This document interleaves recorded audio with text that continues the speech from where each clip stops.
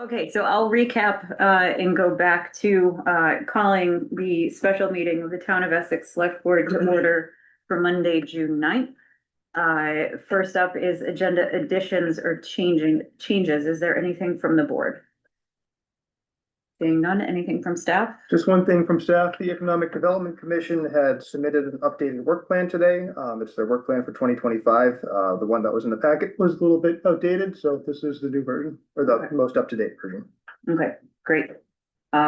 So with no changes to the agenda, we don't need to approve the agenda at this point. I'll move forward to public to be heard. Public to be heard is a time when members of the public can comment on consent items or items not on the agenda. So Cheryl, there's no one in the room from the public, so it's just you.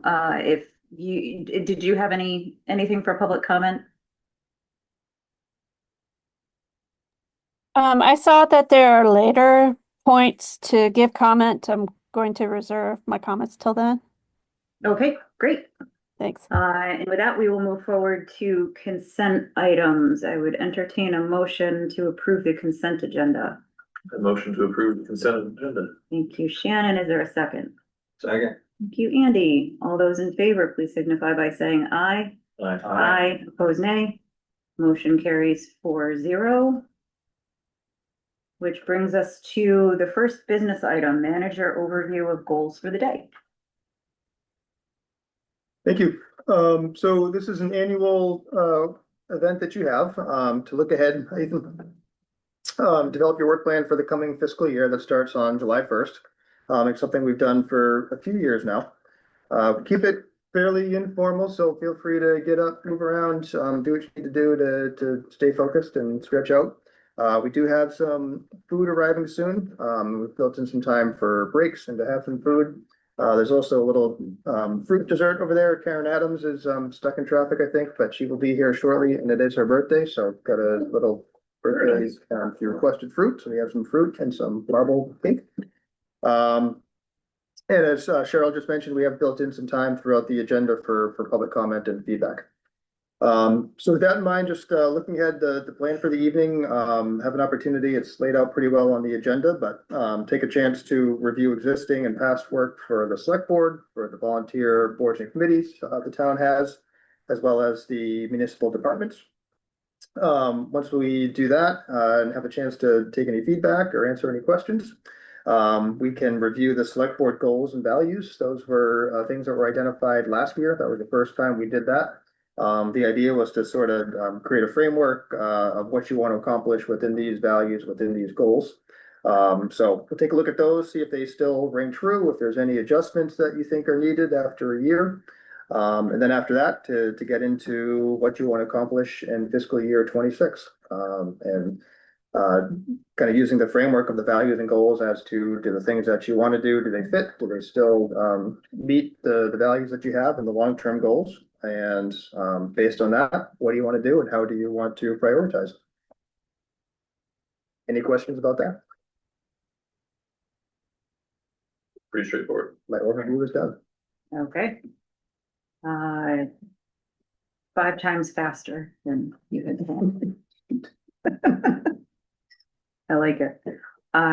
So with that, with no questions or clarifications needed on the manager overview, we will move right along to discussion about departmental work plans for fiscal years 25 and 26. I have the spinny wheel of death on my computer, so I apologize, but I can't pull that up right now. I was going to look at that memo. But we did have the departmental work plans for 25, for 26. So I will open it up for board discussion on those work plans. And if I may, you've had a chance to review it, so hopefully it's pretty straightforward. Focus really more on the special projects. Each of the departments included their regular work for fiscal year 26. Not much has changed from fiscal 25. The idea is that the annual work that happens year after year is going to be pretty consistent. We do have different special projects that come up. Some of them carry over from year to year. But as you'll see for the special projects for fiscal year 25, we kind of wanted to show you what staff has been working on for the past year, what's been accomplished, and then how that leads into the fiscal 26 projects. So again, hopefully pretty straightforward. Discussion? Questions, clarifications? I did like the breakout of the special and the work items. That was, Working very well tonight. yeah.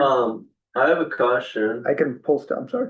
Oh, oh, it's working now. And I can pull stuff up on the screen if we need to. everyone to see it. My question was gonna be about, and I know I've probably said this for 3 years in a row, maybe 4 now, but lawn mowing, and my question was gonna be based around if we ever got any pricing on what it would cost to subcontract lawn mowing.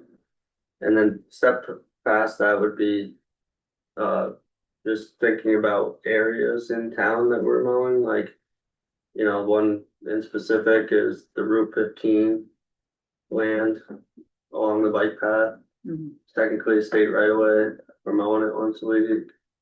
I don't know if there was like a higher level goal to put somewhere about not managing the operations, but looking into, you know, kind of this conversation before we've had was, what would it cost for, you know, to do it differently? Like a cost benefit of Yeah, internal versus contracts. right. And then, you know, so then the step for past that would be the areas that we're mowing that may or may not be considered a town right away because of the bike path is technically on land that isn't owned by the town. I don't know how that works. They have overlapping right of ways. If that's a thing, or if it's not a thing. Right. If I may take Yeah. a shot at some of those, I can't remember if we've gotten cost to subcontract. We may have gotten some estimates for one of the past 2 budget years. We'll have to dig into that. There's been some turnover and new faces and new analysis between Parks and Rec and Public Works and looking at who's mowing what, when, where. That's still in the works. We have a new superintendent in Parks and Rec. We've had some turnover in maintenance. We have a new director in the past year. So I think some of that stuff has been shaking out of just who's responsible for what. And I think we can still try to couple that in the future with, you know, getting some quotes and trying to do some of the cost benefit analysis that Tracy mentioned. Definitely something to bring up once we get into your work items. As far as the Vermont, the bike path and Route 15, I'm pretty sure I can double check, but I'm pretty sure that is a town park, considered a town park, where that bike path goes. So that's why we're mowing that. I'll double check, but I'm pretty sure that's the case. Okay. But that would be, thank you for that, Ethan. Thank you. Thank you, Kate. Also to let you know, the Essex guest Wi-Fi seems to be working instead of the private. If anybody wants to try that, normally I'd say no, stay away from public Wi-Fi. Starting. But- Hit or miss. Okay. Slowly. But Greg, from what I hear you say, that's more of a work plan item that for the We can share. departments, or should we consider adding that later on and discussing it as part of our work plan items for the investigation? Good question. I think, you know, once that's gonna fall under the fiscal responsibility, that's one of your values. I think as you get into work plan items, is there a specific task of, do you want departments to look at operations, or consider alternative ways? I'm Okay, not having a great language at the moment as far as the recommendation. But yeah, certainly, yeah, making sure we're operating efficiently, I think is a valuable goal. Well, building off of that, this was not something, oh, sorry, you had your hand up. I do remember seeing recently that we've stopped mowing several parcels as well, so. The Prairie Field we're no longer doing, there's a couple other places, so. A piece of that is that I know that Parks and Rec has been looking at, you know, but we're not doing Foster Road anymore. I think that, yeah, those are the 2 big ones, Foster Road and the Prairie Fields. So we're looking at what we're mowing versus the benefit we're getting from it. I guess with lacrosse gone, we're not supporting that anymore. So, yeah. So there's been some changes. It's been looked at.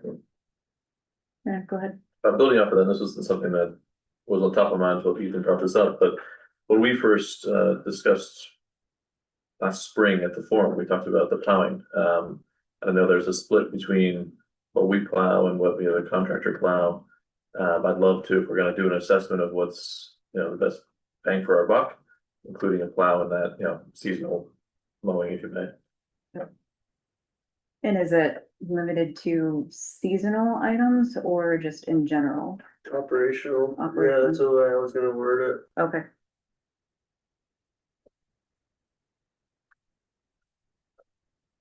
Okay.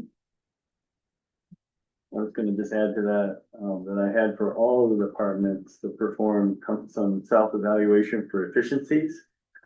To possibly eliminate obsolete tasks or some tasks that someone else could do it better. Like a committee or volunteer or other contractors, stuff like that. I would use an example of the parks and recs. I just learned that they used to have one trailer and 2 trucks, and now they have 2 trucks and 2 trailers, so they're splitting their crew, and they're doing a lot more efficient work.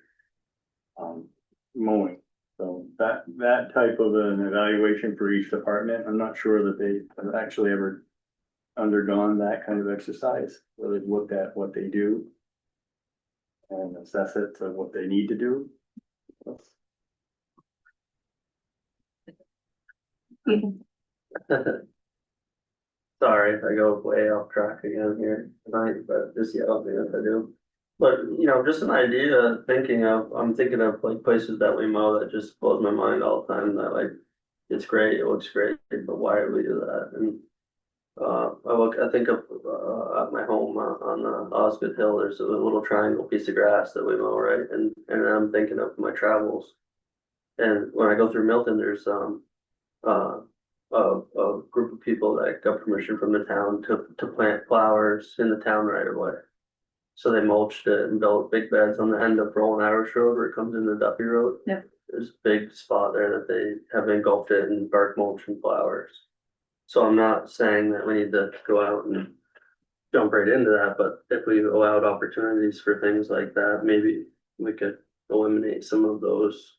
There's usually one guy, but sometimes 2 guys come down, unload a mower to mow for 3.5 minutes and then have to load a mower back up.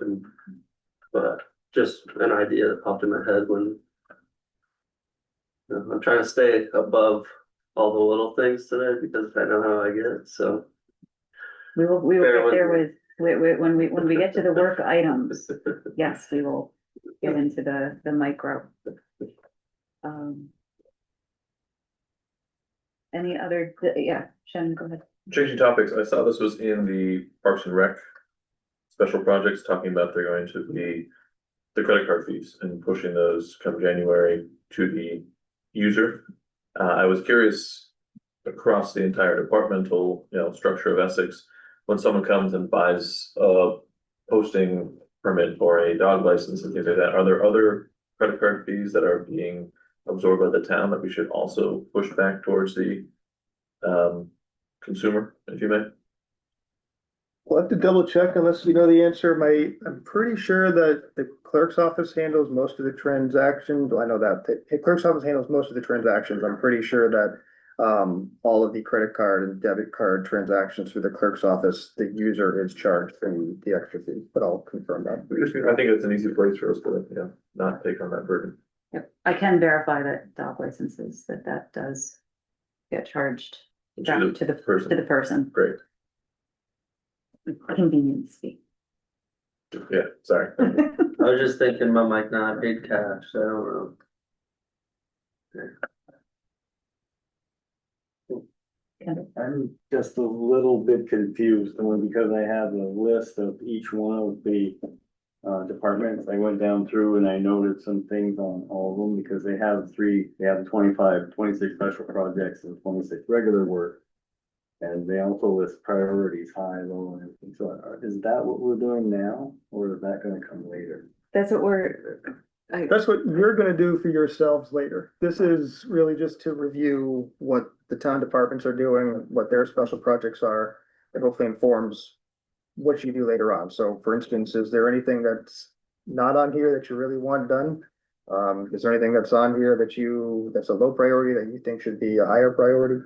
Stuff like that. So I think, taking a closer look at some of our mowing, doing some cost benefit analysis. I think those are things that might sort of be on here, but you might want to call out specifically for your stuff. This is more, do you understand what the staff is doing? Do you understand what the direction is, where we're trying to go? Hopefully based on direction from you in the past in our budget. But this is really just making sure you understand municipal operations and the regular work, the special work, and just giving you an update on what that stuff is. So later on, we'll come back with some moving priorities on it. Okay. Thank you.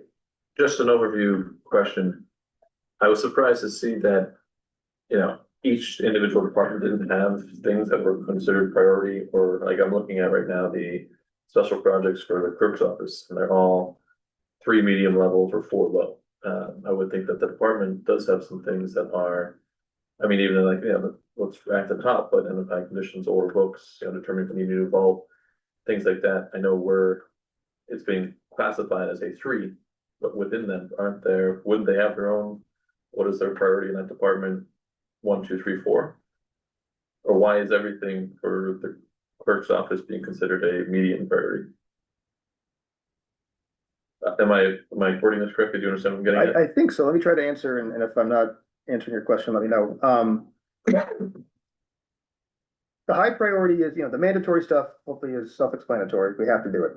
Sure, I'm sure that a lot of if you go back to the regular stuff, but that's probably the mandatory stuff for that office, but. High priority is stuff that doesn't absolutely have to get done, but we really want it to get done for whatever reason. Medium priority is gonna be kind of yep, we'd like to get this done. But there's nothing, there's nothing that rises to the level of mandatory. There's nothing that rises to the level of high priority. So I think if I understand your question correctly, why is a pulpit clerk's The office? clerk's one, I just am curious, Yeah, if I was running the clerk's office and everything was a medium priority, I wouldn't know what to prioritize. Right.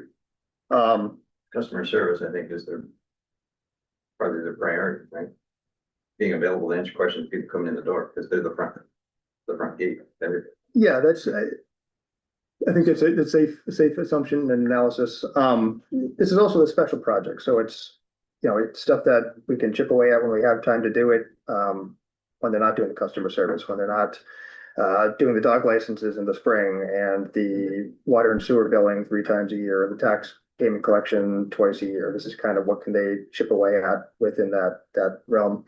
I think I understand what you're asking about, out of those 4 medium priority items, do they have 2 that they would like to accomplish? Is it more than the other? chronological, how they're ordered on the chart, or what is the prioritization? If everything's a 3, what do you start with?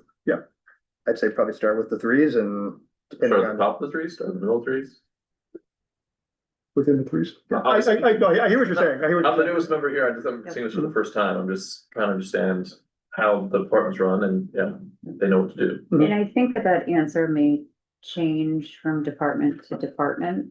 Well, if you jump for into, instance, like- it may be, hey, we have a standing meeting every Monday to chip away at this one, a standing meeting every Wednesday to chip away at that one, so they're just Sure. working concurrently.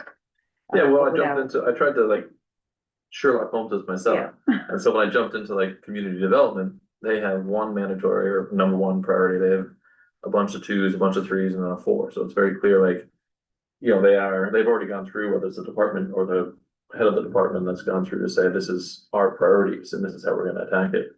But other ones, there was a number of them that everything seemed to be, even the assessor's office, it's all 2s and 1, 3. And I'm just trying to understand, so I can, not have to ask silly questions like this, or is that how you run it?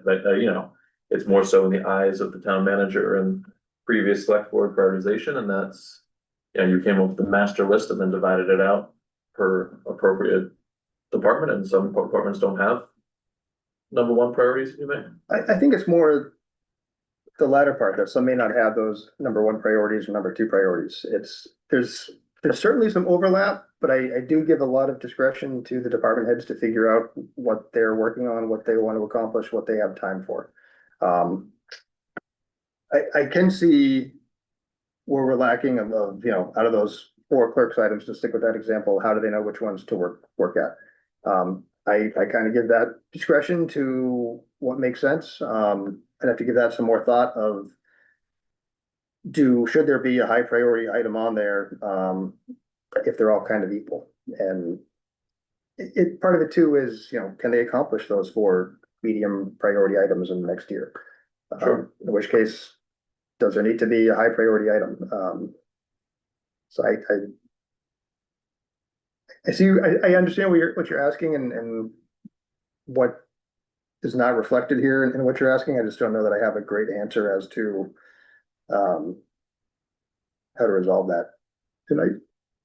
I'm just glad to raise it, so we can, the progress making going forward. I would just note that I think that as a resident, I would look at that list like Shannon is, in that what is the high priority, a medium, and a low, and that then you would see that everybody's working on a high, and every department should have a high priority that they're working on at some point. I would second Shannon that would make it easier to understand versus the regular tasks that they do that are all the same. Because this is a special projects and a work plan list. Yeah, there will be some ebb and flow, particularly with the clerk's office around election time and when dog licenses are coming due and, Yeah. so, that periodicity could change what's high, what's medium, but yes, point taken. Ethan. Cheryl, is there a hand up? Oh, it's Um, whatever we. we have, well, what is this? So we have public comment on the departmental work plans and the board commission committee work. At letter D, so the goal is to have, Take it there. yeah, so discuss the departmental work plans and then the volunteer board commission committee work plans. And then have public comment about those 2 items. Cheryl, does that work for you? My comments kind of dovetail off of what has already been said, so it might be easier to say it now rather than. Yeah, go ahead. I was thinking, so it sounds like the department heads are ranking their priorities. Are they taking into account public's input? I'm thinking as far as transparency, representation, engagement, and participation of the public. These areas we may wish them to prioritize certain areas rather than others. So it was dovetailing with what Shannon was saying. How are they prioritized?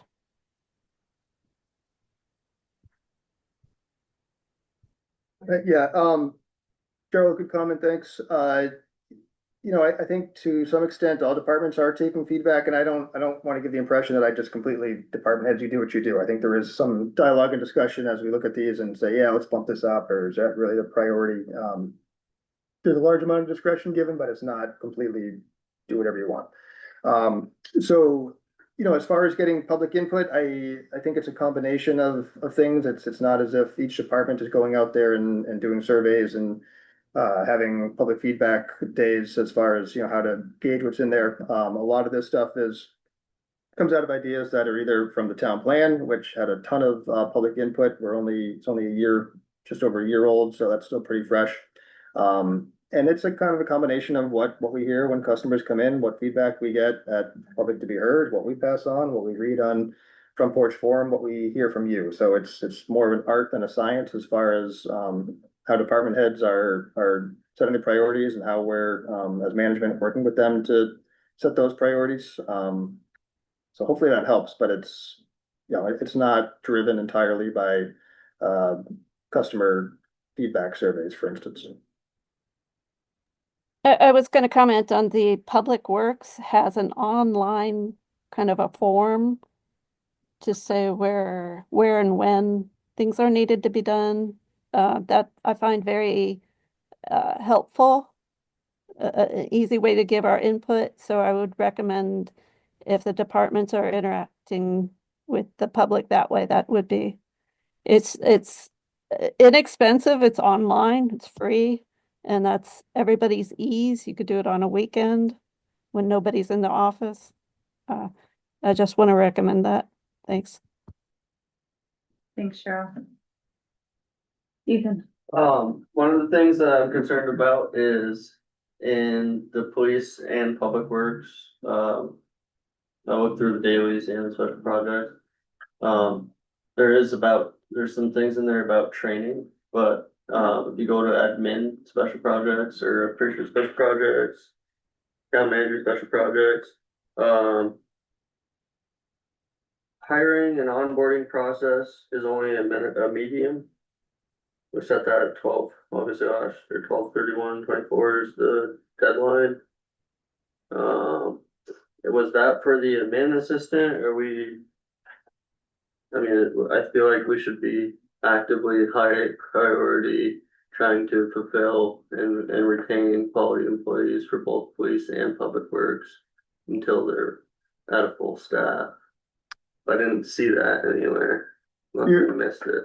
You're talking about the finalized hiring procedure? I see hiring and onboarding process under accountability.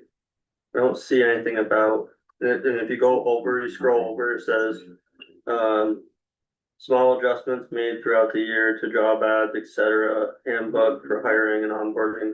That's your update on 6/6. You're under special projects 26. Town manager. 25. And I looked through I was trying to give clarity. police and public works. I didn't see anything specific about recruitment and I think it's a high priority that we are fully staffed. At least speaking to the work item from the manager's office, Travis, the HR director, has been working on finalizing a policy or procedures around hiring. Like, for example, to what extent are we doing background checks? And how does that change across a police candidate versus a fire candidate? What types of physicals or other health assessments are we doing? That sort of stuff isn't really finalized, and he's looking for some more clarity on what's an appropriate, because each of those things have a cost, right? So how are we treating that process? Not necessarily anything that we're already doing associated with recruitment and trying to advertise. So that's what that work item is specifically speaking to. Okay, you might know more about that, but.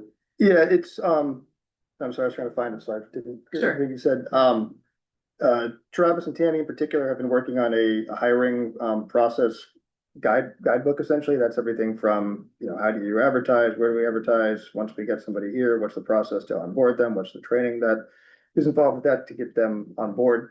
That is in very close to final draft form. It's also one of those things that as everything else comes up, it kind of sits there and we haven't quite finished it yet. The police plan special projects does talk about hiring. They've formed a recruitment committee. So that is there. It is absolutely on our line. We talk. That's a high priority. Yeah, I can't remember what the police have it at.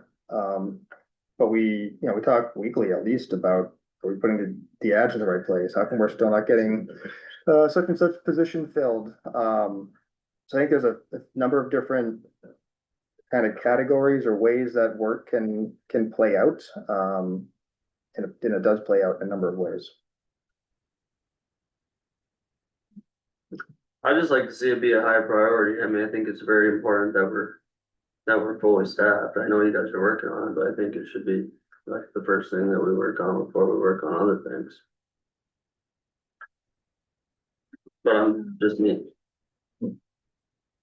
It's not saying that hiring is a medium priority. It's developing the documentation around how we do it that I think is what the project is here, right? So you're That's what this is. Hiring. Yeah, I believe that's what this is referring to. Yeah, I mean, we've tried advertising in new places. We've tried advertising different ways. So I think the difference is that it's not in the special projects, which has the high, medium and low. I read It's that update from the special project. For the police, it's in the regular work items, recruiting and onboarding of new employees. So that recruitment is like happening as a regular work item as opposed to a special project. Right. On the second page too, that's helpful. Of the work item? Yeah. Yeah, I mean, I At the don't bottom think, of the list, yeah, well, I mean, they're not, there's no priorities. right, because these are all things that are their regular work and that they have to do. Right. Yeah. Okay, So, I mean, did you wanna I'd like to see Try to the town fully move staffed at some recruiting point. to a special project rather than matter of course things that they do like every day? I don't think it needs to be in the police, I think it needs to be in the manager's office, where it is, it says hiring and onboarding process, and Greg gave an update about small adjustments made throughout the year to jobs, ads, etc. It's only medium priority in progress, I feel like that should be a high priority. And maybe we can update the heading, but the update that he gave to that heading was about hiring specifically. Right, the actual process and postings and, No, about posting, yeah, the process is secondary, it's the second sentence. But it says small adjustments made throughout the year to job ads, etc. First sentence, under hiring and onboarding process. Subject, or the goal is accountability, right, the actual the value. task that's prioritized is the hiring and onboarding process. So it's not it's the process by which, so it's the job posting, it's the wording, it's standardizing how we post jobs and the process that all other departments would use to fill their vacancies. So it's more of a process question, not the actual recruitment that each department would do. Is that accurate? Okay, so add what you just said to the list and make it high priority, right? If it's the opposite, just add it. Go ahead. If I may, so it sounds like you're veering into something that will be accomplished by the manager's office, but a goal that you want the select board to add to your work plan of get fully staffed, high priority. Isn't that what we're talking about right now, is things we don't see on the work plan? We're To some only, extent, but yeah, to circle back when you get into it. Alright, I'm bringing it up Yeah. because it's not there, so we're discussing all the things that are there and not there. Good point.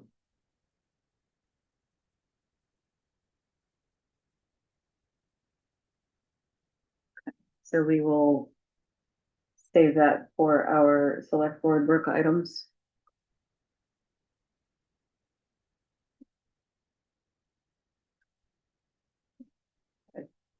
Any other discussion on the departmental work plans, understanding that this isn't all encompassing of the select board work plans that also inform the departmental level?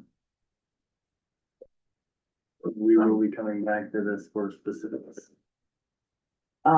We will be talking about the select board work items, which has an impact. So I think if we want to see something added or go into more detail, that we put it on our select board work items. Because we're not directing staff to do specific things, that's the manager's role. So if the select board has items, we'll talk about it in I. Okay. Andy. So if I have, yeah, I'm struggling a little bit with how we're moving through this, but, sounds like, yeah. Yeah, are we just asking questions now? It's just if we have Comment? questions on Just questions. the actual departmental work plans, that they have the authority to set their own work plans. If we have questions or discussion about anything that's on there, awesome. If we want to set something in addition to, my recommendation is that we take that up under select Okay. board work items. So Right. then we are like, this is important to us, which signals Greg to go back and Yeah, work the magic and get it into the departmental. there's a lot of material here, There's a lot. Yes. so There. I don't necessarily know which items are actually missing. For example, this document, town plan recommends, page 41 recommends bicycle and pedestrian impact fees. I have no idea. Is that in Parks and Rec? Is it in Public Works? Is it in Finance? Is it in the clerk's office? Where would it be I don't to look at know. their list, right? And so that's where I'm, Yep, if, if we're looking at what they presented us, then should I come back later and say, okay, these are the things that I'm not sure where that, if they exist or where they are, I think yes. come back later. with those. Because Okay. that's gonna tie to our goal of non-tax revenue sources, and then the impact fees line up under that overall heading. So if we have specific guidance that we want to give as far as bike ped impact fees, last year, I believe, well, the fire rec impact fees that we're talking about in our regular meetings are under that heading. So yes, I would say the select Bring it over board there. items.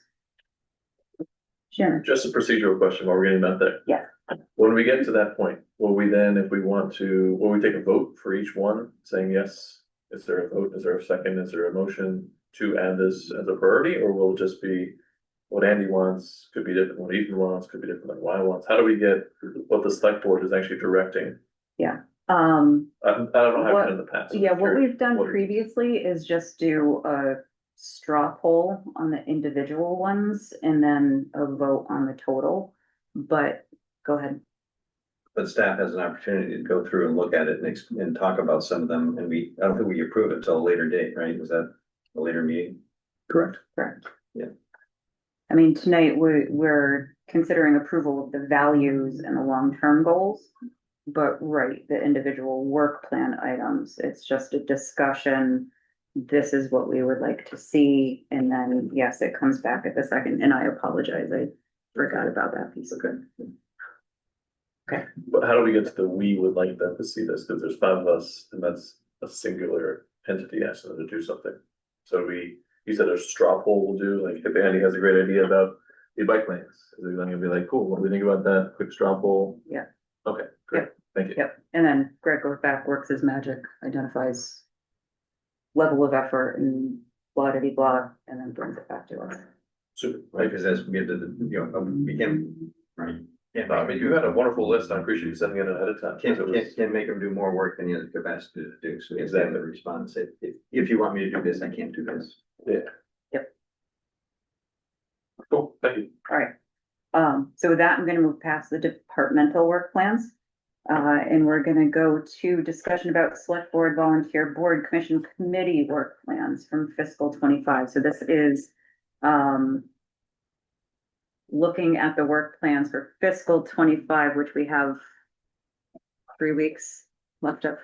Yeah, this is where the schedule is a little bit tricky because their new members take their seats on July 1st. They spend the first few months of the year coming up with their work plans. We provide them feedback on what you'd like them to accomplish within the work plans. But just they report back to you in the fall about what they're doing, what their work plan is. But this is more of a look back versus a look forward, just based on their schedule.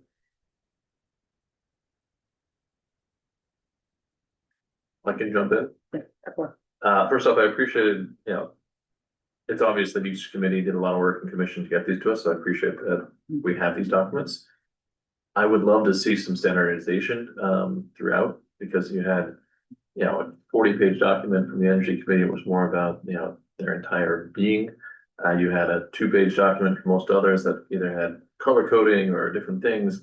I like that in the departmental area that there was clear order, that we could look at it, understand what they're doing, and whether that's, the staff member overseeing that committee needs to give them some direction. So there is, hey, this is what we would like for a work plan. I mean, the housing commission, which I know they're the newest group, they had a totally different way, but it was very interesting to see what happened at that meeting each month. Was it being talked about? Was it tabled? Was it, going forth? It was everyone took their own approach to it, but it took a long time if you went through them to actually understand, what are their goals? What are they actually saying they want to do?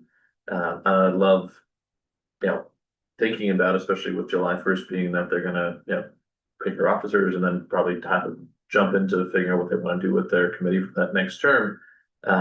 Actually having a clear, this is the form we ask you to fill out for your work plans, so that we understand what each committee is doing. We don't have to like twist our brain to understand exactly what's different about this one versus that one. Has that come up before? Not really, to be honest, the relationship has been building between the select board and the boards and committees over the past few years. I think this board, has taken a lot of interest in improving communication back and forth. So that idea has not really come up yet that I can recall, but I think it aligns well with what you're talking about now and the handbook, that we've been reviewing. So I think it can be done if it's something you'd all like to see. I actually jumped in my brain to think about, you know, to ponder, I wonder if that, you know, may be an opportunity to put that into the handbook. Yeah. Yeah. Just so that the, you know, the. I think just having a clear format is process there. Yeah, is good. You know, they can run with it and do what they want, or they can be as minimalistic as a single one pager of it, but. Yep. Um, and thank you for Yeah. voicing that, because in previous years, I've thought about, you know, the difference between the energy committee and others, like, you know, they have a very very formal, well thought out document. But, you know, understanding the purpose of a work plan, having something like this in Excel. Yeah, I felt the It energy aligns committees with was very others. much, it gave me a lot of background on Yeah. what they do, what they're passionate about. There was figurine or figures that they probably imported from other areas to understand what is important in their line of work. And I think others took more of an approach of this as an executive summary of our entire approach. And when I was on the Conservation and Trails Committee, you know, we went through a number of iterations over the 4 years I was there, of how to really show prioritization and how to put things in the back burner and almost do what you were talking about, Greg, and what you did with your departments is have what's your regular tasks, what's your special projects. If you try to do everything, you're really doing nothing. What are our prioritizations? I think we're making a lot of progress, on the 4 years I've been involved. And I think if we gave them some structure, I'm not trying to overstep and take away their autonomy, but I think that especially for your new chair, and maybe the housing commission is a great example of, they were told to make a work plan, so they made, you know, a great plan that's, you know, more of an elementary type plan versus what I saw for the more established committees that have been here for a long time. I think it would be well received, and I'm glad to raise this at the meeting next weekend with the chairs or anyone who comes, or I know, did I miss was the breakfast last week? Right. Okay, I'd be curious, even just sending out an email to the, you know, people and see what they think. I don't think it would hurt. Never hurts to ask. I had some changes to the select board work plan. Well, the select board work items are under I. Or do we have, oh, no, for 2025, I'm sorry, go ahead, this is looking back here, Yeah, I apologize. I noticed in the capital needs where it says control, ethics, capital needs are understood and fully funded with an exploration of possible funding mechanism. There's nothing mentioned in the work plan anywhere about the specific capital plan for water and sewer. So either that should either be, I would recommend it to be a standalone item because that is severely underfunded based on the expenses they have coming up. So I suggested adding that as a separate priority. I also noticed the option tax, that's coming up a lot again, and it's not really noted anywhere in here as a work plan to look at the option tax. And look at parts of the option tax versus the whole. People think of an option tax as an option tax on everything, a lot of communities have, but you can pick and choose what you have and evaluate what one might be specific to ethics that would work really well. And then you've got the gardens, the community gardens are noted in here. I'd like to move their priority up to high, because we seem to keep hearing that come back again and again. So, that's it. Thank you. And so for looking forward, we'll get to that under I for the 2026 Good, yeah, I jotted that down. The farmer's market. Sure did. Sure did. It was I didn't get to fantastic. go because it was in my tractor, but wonderful. I heard it It was was fun. great. I can't wait till Wednesday. Yeah, that's what Alexis said. She's like, I don't care if it's sunny, if I can tractor. Yeah, I saw Andy walking out, I think there was a bunch of us there. Yeah. I saw your car as I was leaving. I said, oh, Cameron's Cameron's coming. here. So it's- All right, so looking from fiscal year 2025, are we okay to move past that one, or does anybody have any comments on this past year for the work items? This was a bit more so the questions about that rather than edits too. Right, because we'll get the edits forward looking. We'll And get I like your ideas. I'm looking forward to that conversation. Just make a comment that we have actually done significant progress on a lot of our goals. Yeah. It's been pretty cool to see. Finally, feels like finally, but I know it takes time for everything. But it's just like you set the same goals for so long, and then it's like, wow, that's done, that's done, that's done. Yep. And I just want to echo thank you to the boards, commissions, committees, and their staff liaisons for that work and pulling that together and maintaining it. Which brings us to public comment. Cheryl, there is no one else in the room, so it's just you and us. Lorraine joined. Is there any public comment on the previous two items, the departmental work plans and the work items from our boards, committee, commissions, and select board for fiscal 25? Cheryl, go ahead. Hi, yeah, this is Cheryl Van Epps. I forget if it's being recorded or not, but conversation was on the subject of mowing, and I thought of two things when it came to mowing. One, Ethan mentioned perhaps mulching and growing a garden in some areas where we don't have to mow. I was thinking to reduce greenhouse gases, to reduce fossil fuel use. Why not grow wildflowers? I know of one type that's an absolute weed in my area. It's a ground cover called a juga. It's bulletproof. It takes over an area. It's purple flower. That would not need mowing, and it's low so that you would see any wildlife coming onto the street and whatnot. So that would be something I would suggest. Another item is for mowing is the control of invasive species. That wild parsnip that was growing along 289. I was wondering, are we gonna continue to be responsive to when it goes to seed to try to mow it before it reaches that point? That is a pest, and we're trying to reduce it among other invasive species. So those were two comments I had on mowing. Also, I just heard you speak of being strapped for funding. I think that needs to be said, that needs to be transparent. The public needs to hear when we're strapped for funding.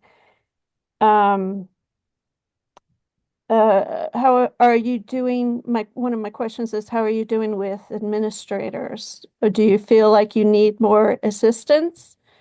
I know that data collection and analyzing, that requires a lot of your time. If we had administrators, perhaps you could, they could help you out with that. Those are my comments for now. Thank you.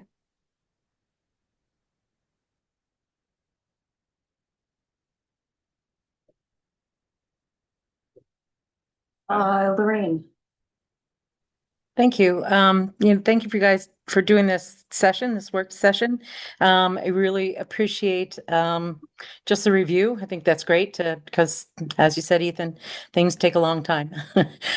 Just want to say the farmers market, love to see that. Love to see that there's new opportunities for revenue streams as well. I'm excited about the rec department direction in terms of being revenue bearing, and also combining what I know as an artist to be an engine, an economic engine, certainly is to combine some of the talents that we have for free in our town to perform at things like the farmers market to bring traffic to those areas.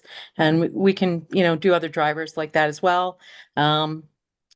Having a rental for paddleboards at the Indian Brook, things like that. I'm also thrilled with the direction of moving into more efficiencies with being able to buy passes online, the reduced staff time. I think is very important to make sure that we always keep an eye on digitizing things that can reduce staff time and reduce errors. I was very concerned at a couple of the DRB meetings that I attended recently in terms of some of the cut and paste mistakes that have been happening. And my concern is that it might be happening frequently because the staff might be overloaded. There's a lot of stuff that's coming down the pike. And I hope that the DRB or the planning commission or someone has an overview of how we can strategically reduce errors and some of those workloads. And hopefully part of that is by having digitized forms and sharing data and moving data through a digitized format.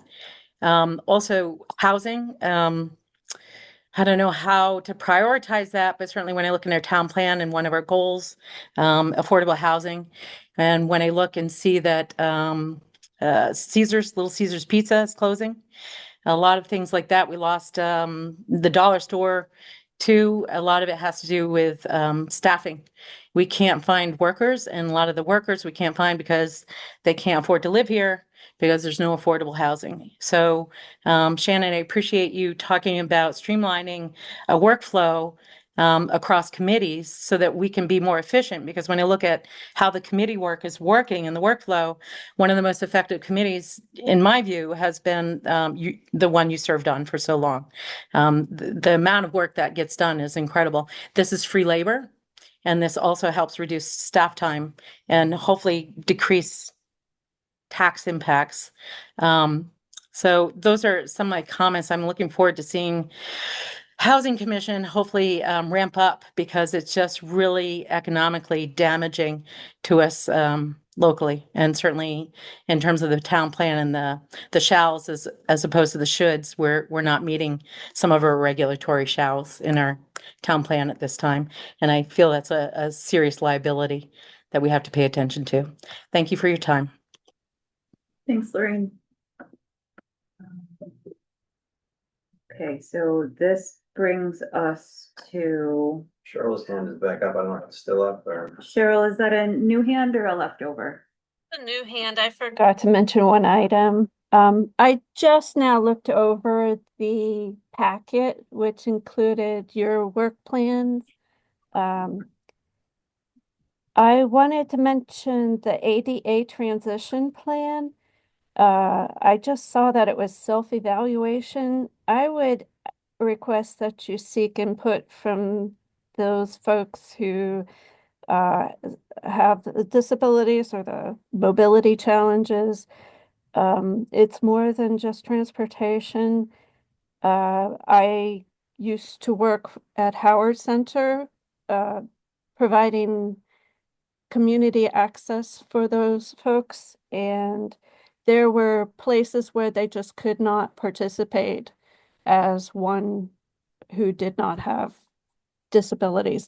It really takes a village. It really takes a lot of input. So folks with differing abilities have different issues and different needs. So please reach out to the community and see what could we do better.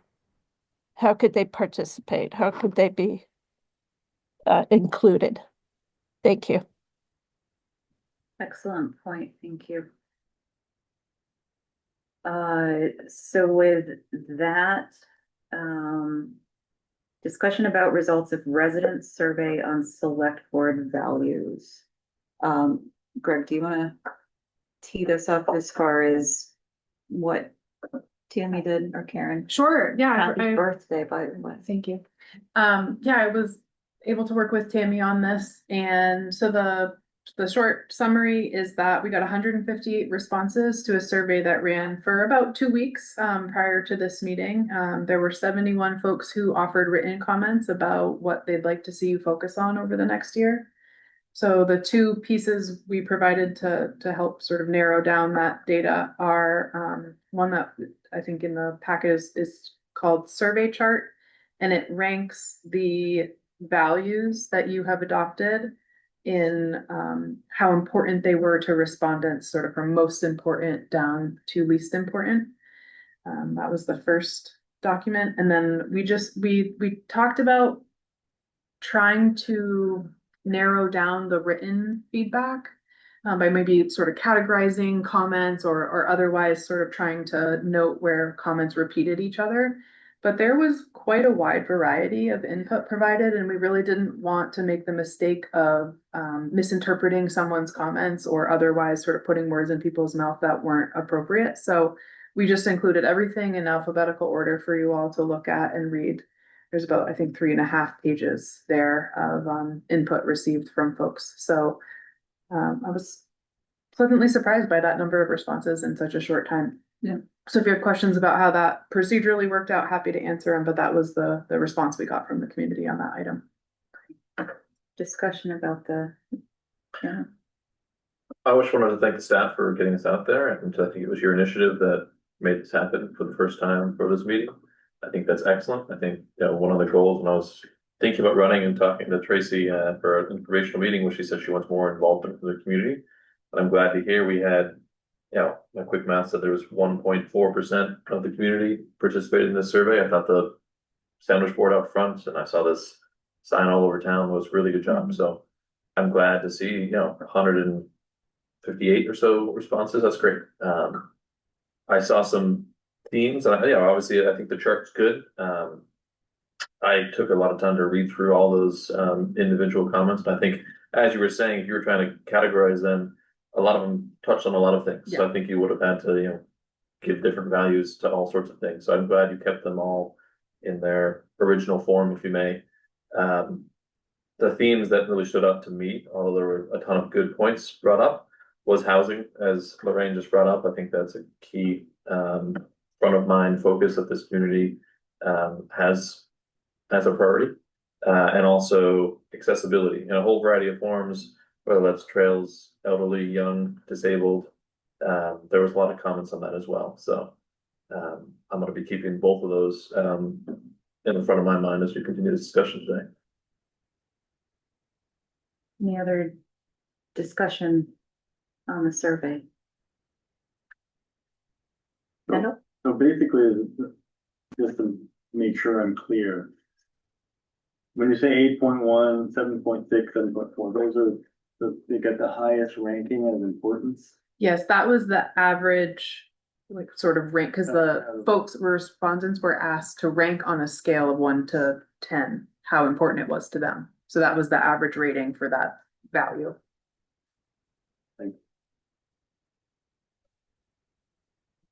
And one thing I did want to mention, Tammy did a lot of this work, and she mentioned that it's really helpful when you are willing to spend money on the boosting on Facebook. I think that's what got folks' eyes and attention on it. So something to consider in the future. Yeah, I would add to that, the fire departments are finding a lot more success in recruiting using Facebook. You wouldn't think they would, but they have. Were physical surveys available in case people didn't have access to digital forms? I believe we had some in the clerk's office. Folks still would have had to come in to access them, but yes. And I too, understanding that it was only 2 weeks and it was kind of last minute. But I was impressed with 158. It would be interesting to see if we expanded that out a little longer and had some more. I mean, the publicity was great. But even for ongoing feedback that we want to hear about, I think there are a lot of applications. there's a lot of applicability in other areas. I would be curious if there's any metric as to how many responses we got for this compared to some of the other surveys that we've done. Whether it's like way behind, about average. Just curious. How much does it cost to boost something on Facebook? And is that, what department does that fall under? Sure, so my understanding, please correct me if I'm wrong, is that there is under the legislative budget center, which is basically the monies that support the board's work. There is, I think, an advertising or some other line item where it's covered. I think she boosted it twice, $12 and $13 at times, so it was $25 total. It is cheap to boost it.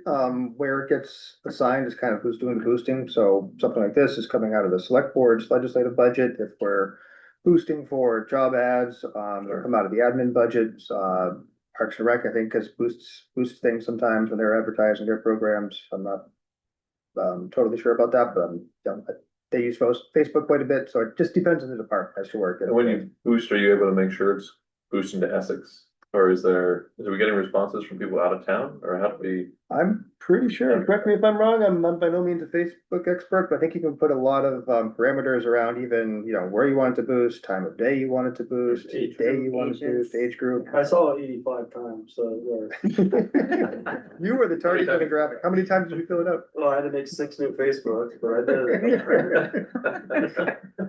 But in one more thing that I go back to on the data, I always refer to I always say that text fields are not data, it's information, and I think that we're hearing that because there was no way to identify ranking or true intent with how things may have been written. So potentially having not just our identified goals, but perhaps taking some of the themes, if you will, or having more things to react to going forward so that we do have actual data points to take into consideration.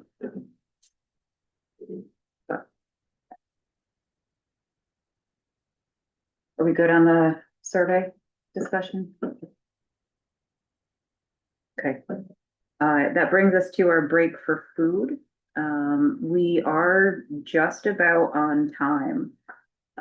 We can take we can have a working food break, or we can take 10-20 minutes and actually have a food break. What would the board like to do? Take a break. I mean, I'm down with working where we eat, but if we want to Yeah. socialize and eat as well, that's fine. It's hard to eat and talk during the meeting at the same time, just Also selfishly. haven't had 5 minutes all day long, and I literally was late getting here, and I haven't been able to just sit here for 10 minutes. Okay, we have Can we do 10? I'll 20 do minutes 10. block. You want to do 10? Sure. Okay, thank you. We'll go ahead and pick back up with review and consider approval of select board values.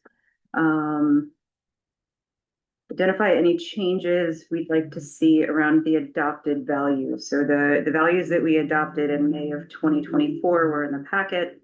Accountability, cohesiveness, connectivity, fiscal responsibility and sustainability, inclusivity, and thoughtful growth. Those came from a combination of the town plan and heart and soul. And, it goes into some detail around the guiding documents. So let's go ahead and discuss, review, identify anything you would like to see changed. Again, these are high level values that we would sort of slot in or align our work items to meet.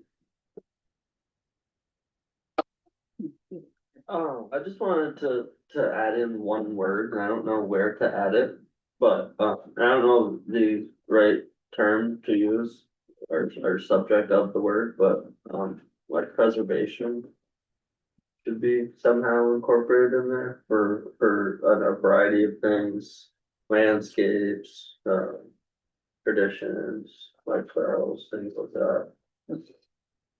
But I was thinking how to add it, and I don't know where it could. Yeah. So we do have, initially I was looking at thoughtful growth and the definition, Essex is environmentally conscious. Supports sustainable, predictable development patterns that balance the need and willingness to grow with the protection and preservation of open space and natural resources. Land use changes consider the potential for increased cost to staff, equipment, and more. Do you want to expand on thoughtful growth? Or with that definition, does that? Yeah, I mean, it's in Need there. I didn't see that part. That's on the right-hand side? Yes. Yep. Oh, Yeah, so it's the value and then our definition of what that actually means. no. Half of my wording's all cut off. Yeah, there's another document that goes with that. What am I looking at over here? Should be. It's in the memorandum of 6G. I think it's in the, yeah, it's in the Oh, memo. gee, But no, you're right, the next one I thought it did. I skipped one. There we go, that makes more sense. The next page has the same stuff, just in there. Sorry. No, but are you included? It says preservation of open space and natural resources. The thing I think, a couple of other things that Ethan mentioned, one of them was traditions and what was the other? This like, I don't know if it's like a lifestyle or like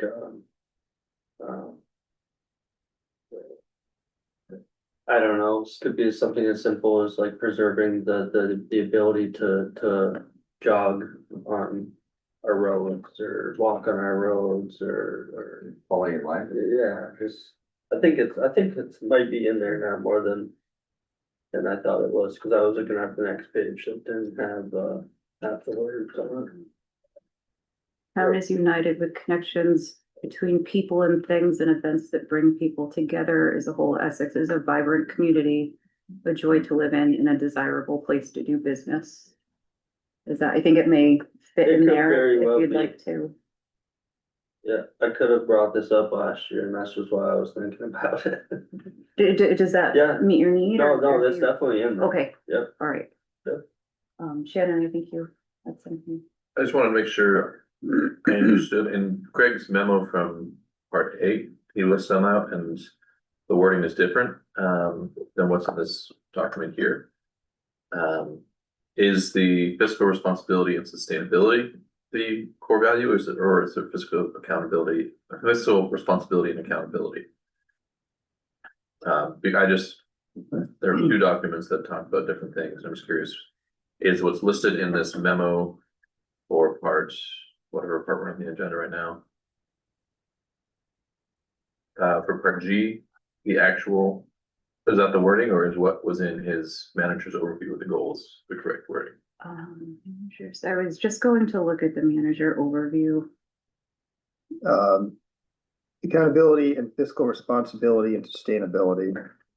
So that's correct. Let me look at the manager's one. Fiscal responsibility and accountability. It just said accountability twice, so I'm assuming it was a typo, but I just wanted to make sure. Probably, but let me check. Yeah, memory serves correct. It was fiscal responsibility and sustainability, Gotcha. but that's Yep, okay. that's a typo. Sorry about that. No, Should be sustainability, the second one. Great. No, I thought this document, especially with the overview blurbs that you made, definitions, was great. Then comprehensive. Good, then that means we did a good job last year. That stood the test of a year. It took us a while to get here. It did, it did. That's why when I just said all that and you said that and I was on the wrong page and I went back, I was like, Oh, we yeah. had a long conversation about this. Yep. But we covered a lot of things in one run-on sentence, you know? Should we come up with, maybe a one sentence thing as regards the town plan? Only because it's included here, but there's nothing after. Yeah, so so the one marked with an asterisk, which is the cohesive and connectivity, that goal comes from the town plan directly. And then the thoughtful growth comes from heart and soul. Yeah, those, the way it shows up, it looks like they're categories, that's not the intent. Okay, Yeah. Or, thank you. they're not values. Oh, I get it. You're just representing. Yeah. What those mean. Thank you. So I'm not hearing any other discussion, since this does include potential approval. I'd like to kick it over for public input before we potentially take action. Okay. Any comment on the select board values that we're considering from folks online? Okay, I don't see any. So Cheryl, go ahead. Sorry, I'm a little slow there. I'm thinking about our values inform our decisions and our actions. And from our actions, I'm looking at our general direction where Essex is heading. And I am not sure that we're heading in the correct direction. I would like to put forward the select board to just think in long term, think in terms of the history of Essex, where we came from, who was here before us, and what are we going to leave for our children. So I'm thinking in the terms of the indigenous peoples, the 7 generations. So I'd like to challenge the select board to think of growth and thoughtful growth in terms of 7 generations. Thank you.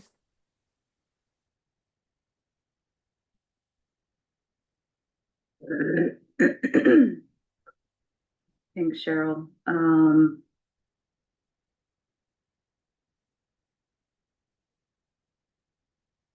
Connections and any discussion before we, Ethan? I just had one more comment. I was quickly reading down through to see if it was covered, but maybe the principle might be touched on a bit, but the word safety isn't used at all in any of this. Like it offers the warm and welcoming, and then there's focus on the community's best interest. But I don't see anything about as a whole, vibrant community, joy to live in, desirable place to business. But I don't see anything about like public safety or prioritizing safety. So I was thinking, I was kind of going in a different direction. Essex identifies as a community-oriented, welcoming, welcoming, safe and respectful. Where are we? It's the inclusivity. Inclusion. It's just the definition of what inclusivity means.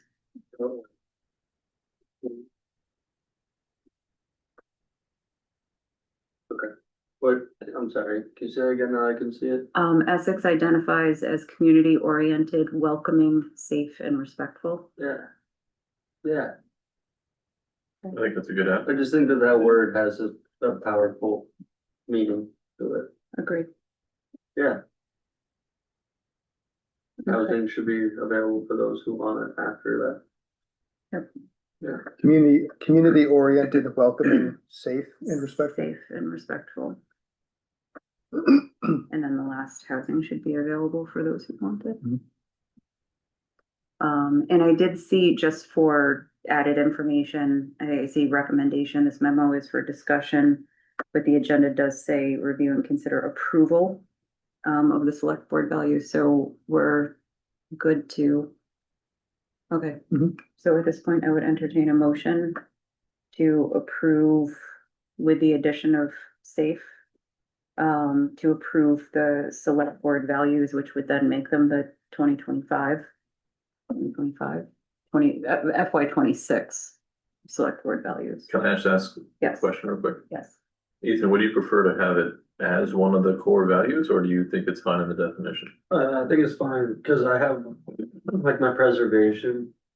It's covered under multiple topics, and then we could throw safe into multiple. I think it's just important that safe is included, but like, my value of preservation isn't just one of the town to preserve the town, but I think that in all these other actions, like thoughtful growth, preserving included in that is kind of my goal for what I'm having included, if that makes any sense.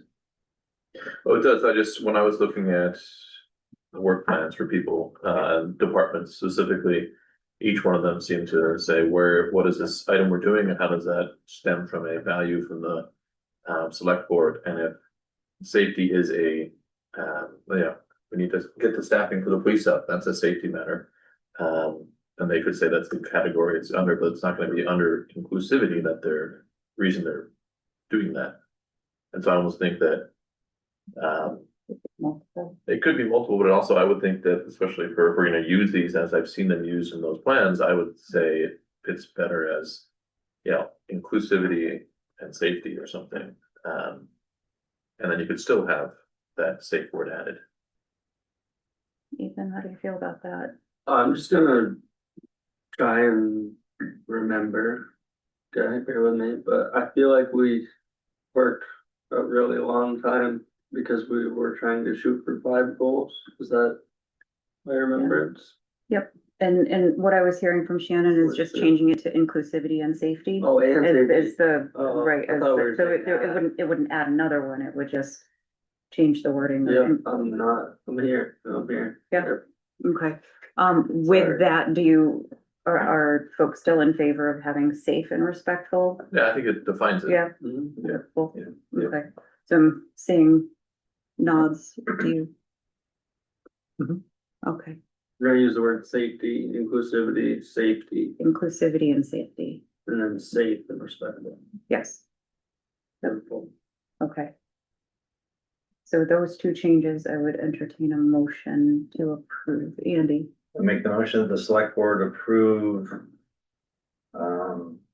select board values as amended. okay, thank you. Andy, is there a second? Second. Thank you. Ethan, any final discussion?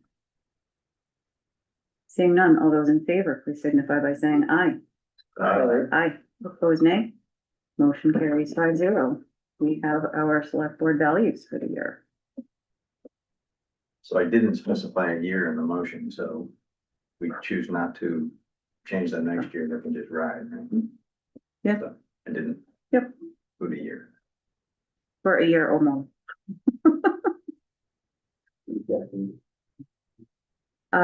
Next up, review and consider approval of select board long-term goals for the next 5 to 8 years.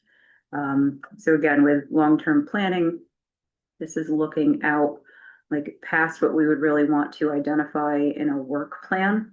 But the next 5 to 8, I typically hear of 10-year plans, 5, 10-year plans.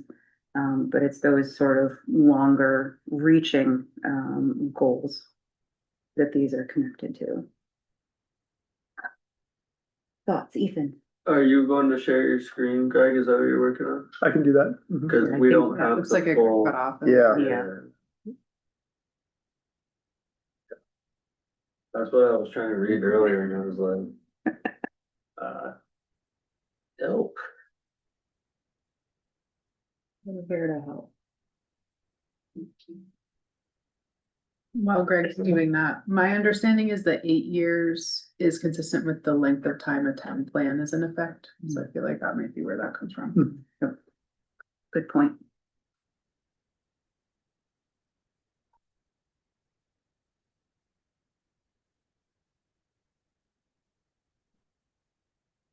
Can you see that okay?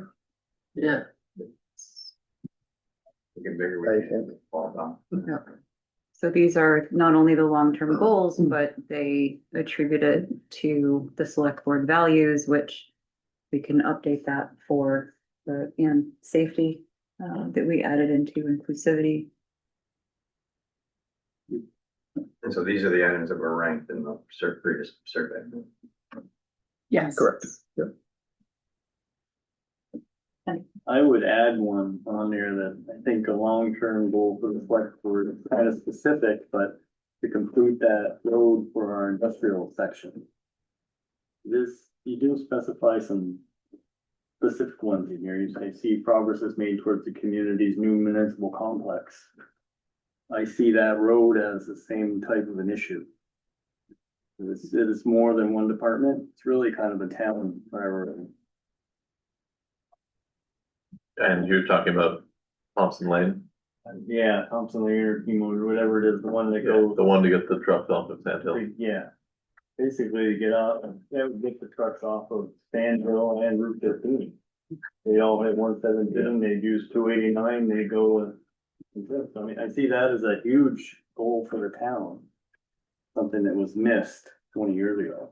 Yeah, and the question that I have is around if it's on our official map with development. I think that's I mean, there are some complexities there, but if it's on the official map as development occurs, that will happen as development occurs in that area, or are you suggesting that the town take it on and the town do it? I think the town, based on what I've been hearing, I think the town as a whole needs to look at that as essential to Essex well-being.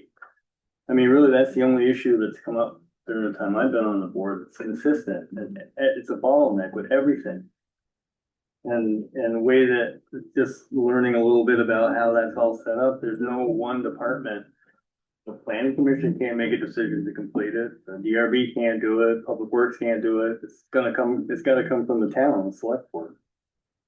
I just see that as, I mean, this is a long-term goal through 533, but if we put that as a goal, then it might help funnel resources to solving the issue. That was my addition that I had. I don't know the wording for it, but I would make it more broad to include like our project up here on in the hill there. I forget the name of it. By the NBT Bank on the backside there, there's Commonwealth, yeah, I was gonna bring that up. that road's not completed. Carmichael Street. The woods there to Pine Woods, there's potential there or something. Thought we had something about establishing connectivity where there's already right away. Yeah, That way you I think so. said that. There's improvements to multimodal transportation, That's more path than rail, right? Yeah. probably. Isn't there something? Yeah. We were talking about that, the development of Essex Way. Right. Also. Okay. I think Kendall raises a good point, and it's something that is a hot topic in the community. It sounds like it's been talked about in a whole variety of areas for years. I know it comes up a lot of times when we talk about development review and different things or various projects, that this could be, developing a new plot of land in that area could lead to the further development of that road, but not full connection. I know it's pieces of it are moving, or maybe even fully moving in some regards, but this is something that's not resolved. Andy? But does it establish precedent where some other property owner would say, hey, you built a road for them, why aren't you building a road for me? Well, So that's where you gotta be careful not to set yourself up to get sued if you don't build a road for somebody else, if you build this one. yeah, and that's, Cause this is gonna benefit the landowner up there. Yeah, no, you're not wrong, but it's also gonna benefit all the neighborhoods and the people and the schools and maybe secondary benefits.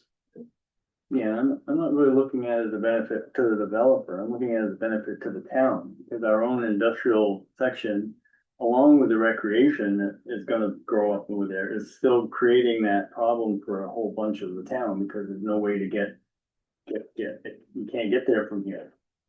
So, just, I mean, a lot of towns have established a new route to eliminate a community-wide issue versus just a development road. So, see, that's why I just thought, mention it as a goal, because I don't have the answer. But I just know that there's a lot, that seems to be a long-term, it was a problem when they first started building things down that road.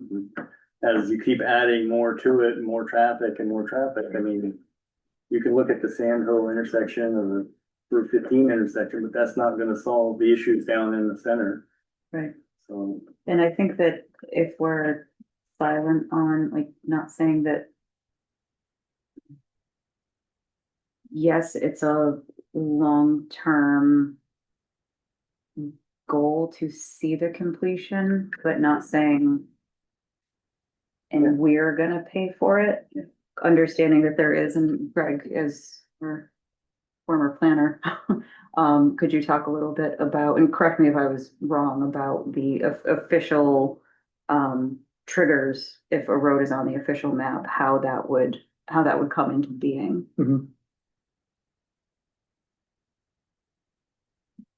Yeah, it's.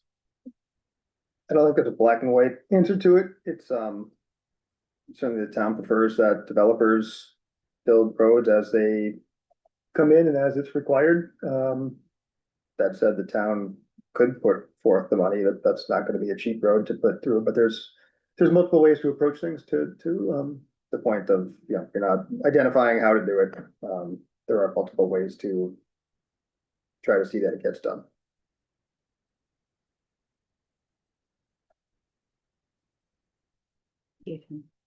I don't have anything to add to that, but I have other things.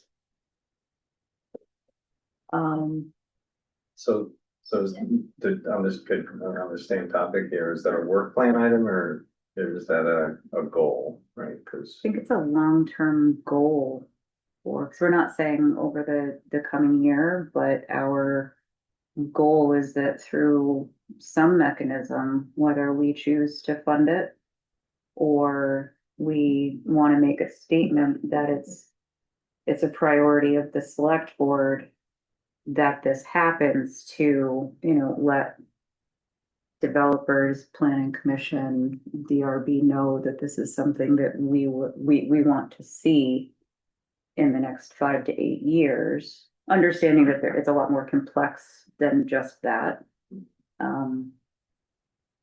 is it already in some conceptual plan somewhere that has been approved? It was already out there? No?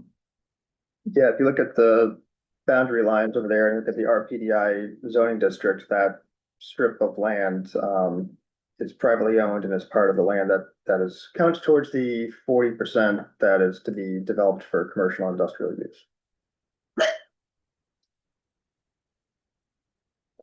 I think if we do it, we also have to consider what Ethan suggested too, which I was gonna bring up, is Commonwealth and Carmichael need to be done too.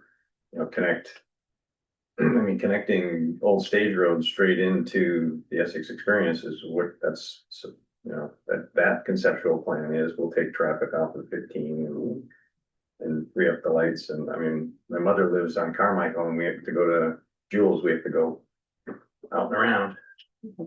Can't get there from here.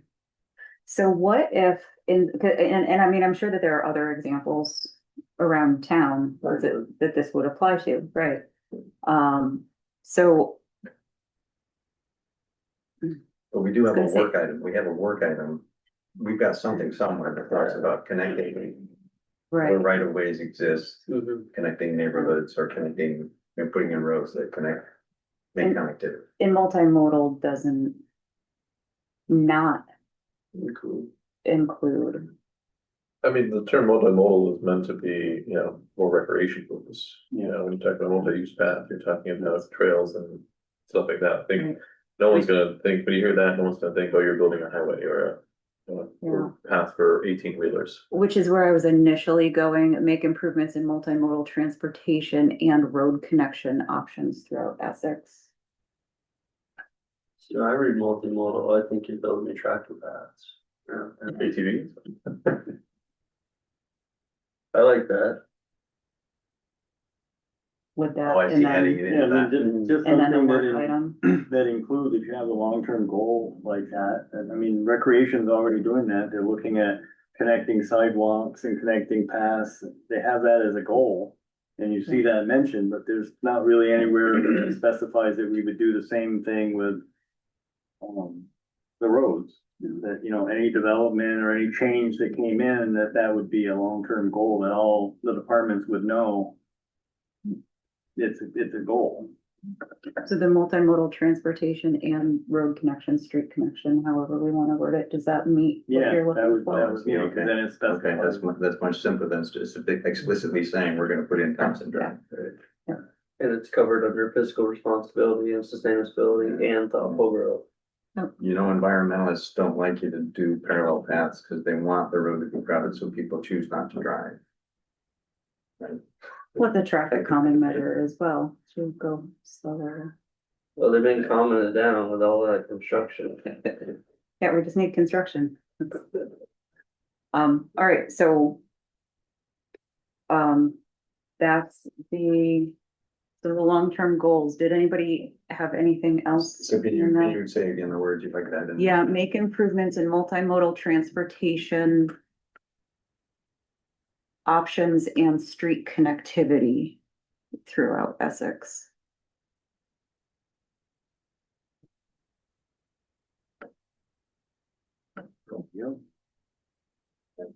Yeah. That's strong enough, because I mean, you were really focused on Thompson. I think Andy raised his Yeah, I complaint mean, about other areas, but I could see that, I just don't think anything is pressing in the town that is that should. We could make that a goal in our next. yeah, I agree. I think this is I love it. top level. Yeah. But, let's not forget about that. Yeah, I've, I'll stop my candle, because I think he has a good point to bring up. Ethan, I would like to update our inclusivity to inclusivity and safety. And I would like to change it to be responsive to the impact of crime and opioids in our community. Or the community. But I think the large increase of I wanna call it petty crime like that. But I think it's shown to take a toll. It's increased to vehicular thefts and other events that we may or may not have had substantial amounts of in our community. top one, 5. And I would just add to that a question, sorry. does opioids encompass all of the drugs that are threatening the community? Just a general question, It's the biggest one. Yeah, pretty much. I mean, narcotics, and, there's a whole bunch of different words you can use, and there's specific ones, but I think that the opioid crisis that most people are, focused on. We could change it to illegal substances. And that would cover all.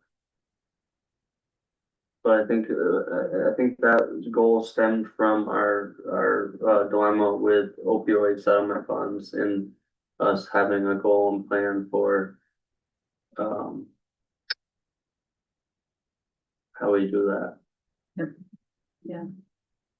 So Ethan, your suggestion was be responsive to the impact of opioids and crime. Yeah, I would say, Community? yeah, we can just do it that way. I'd say crime and, yeah, I mean, here's one such the impact of crime. Well, the one underneath one says ensure long-term support of high quality public safety. Is that different? That's in the fiscal responsibility and sustainability. So I think that's more along the lines of hiring and, I mean, you could connect that to CJC, you could connect that with community outreach within the police department. Funding of the police department. Yeah, I think that also. I got it just saying that is a softer word than crime. I don't know why. yeah, Illegal activities. I don't know.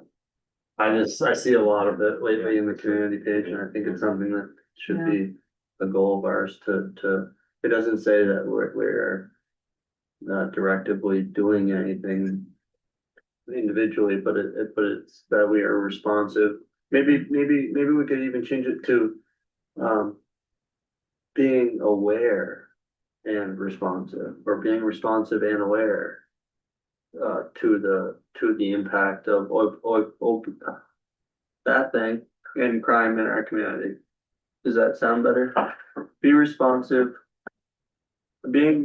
Responsive, being aware and responsive to the impact of opioids and I don't know a better word for crime. I'm trying to think of one. I think crime covers it, I guess. Be aware of and responsive to the impact of. To say we have a crime issues I mean, is a hard thing, but I don't know, right? would violence, be a better word to use there? No, I mean, it's, Not all crimes are violent crimes. Just doing it in the middle of the night and leave your keys in there. I mean, it feels that way. But I'm just trying, I do agree that crime seems a little bit like harsh.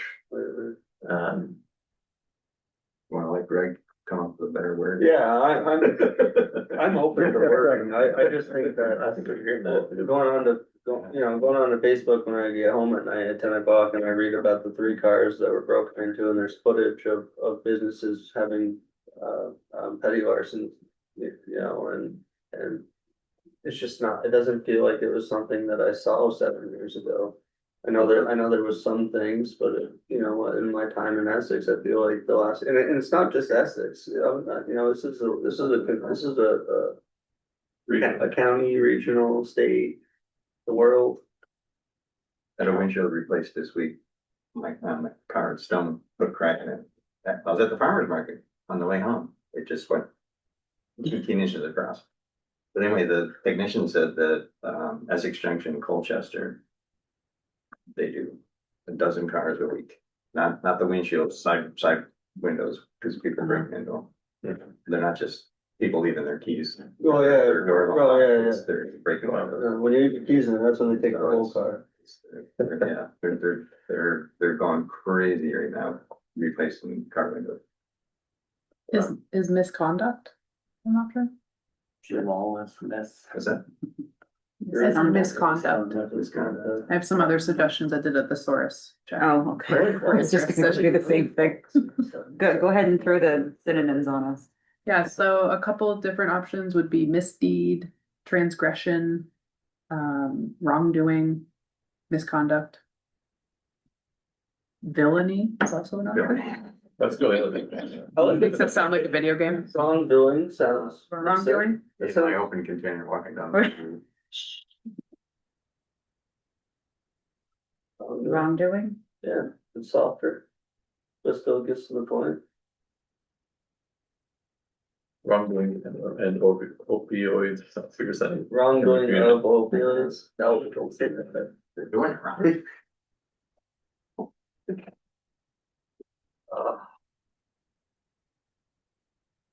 The impact of wrongdoings and opioids.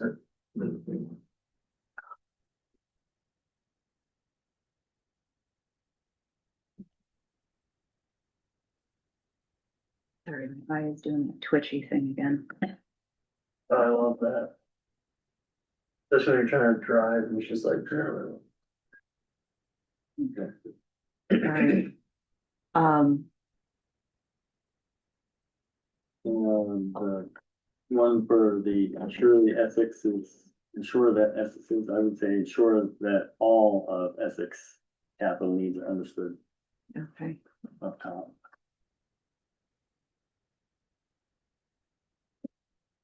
I'm sure all of Essex's capital needs.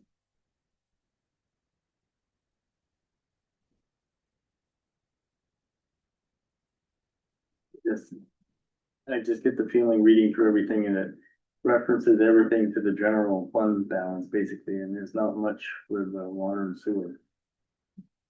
Ensure the full spectrum of Essex's capital needs are understood and fully funded with an exploration of all possible funding mechanisms. That's perfect. Okay. Thank you. You're welcome. Drop the that if you want. Sure, yeah, the.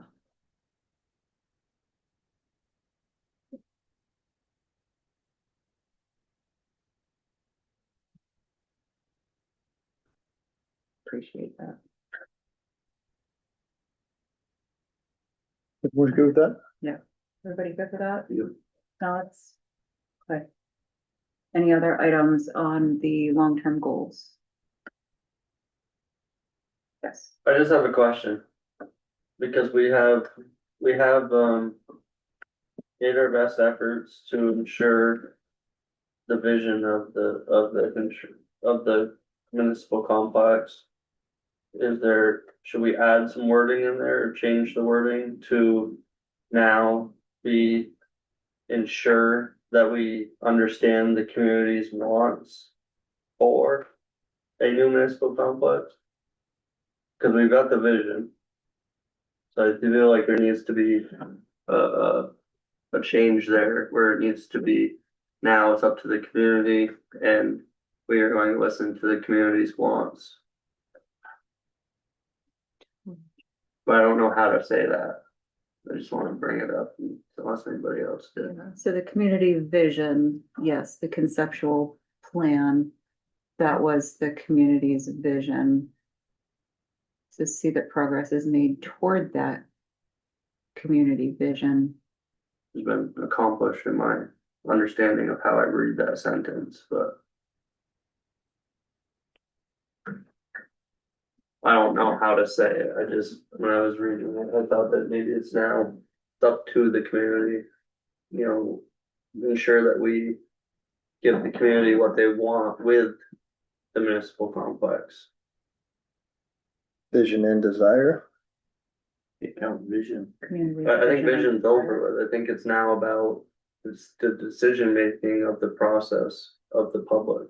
It's either yes or no at this point. Yeah, and I think that's what, so the community's vision, we would still see progress toward that.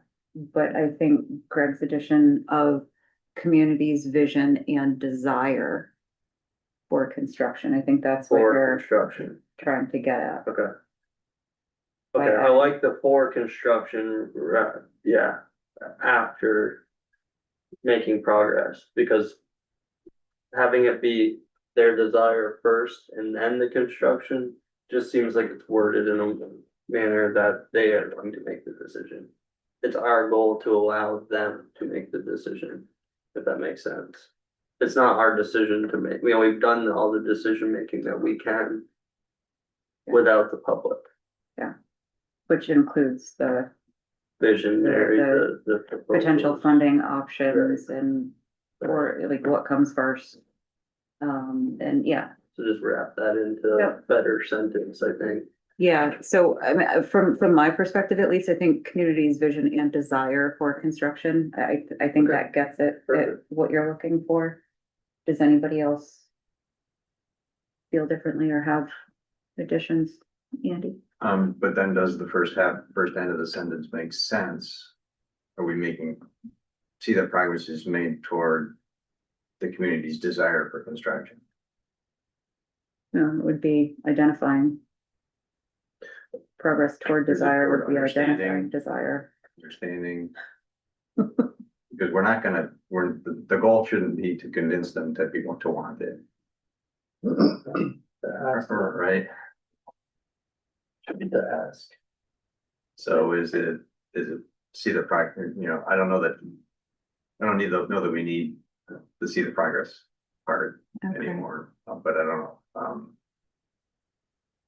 Is it, if we want to see that progress is made toward understanding the community's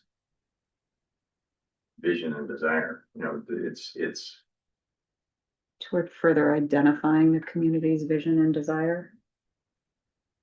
I'm not a huge fan of the word desire. I think direction might be more appropriate.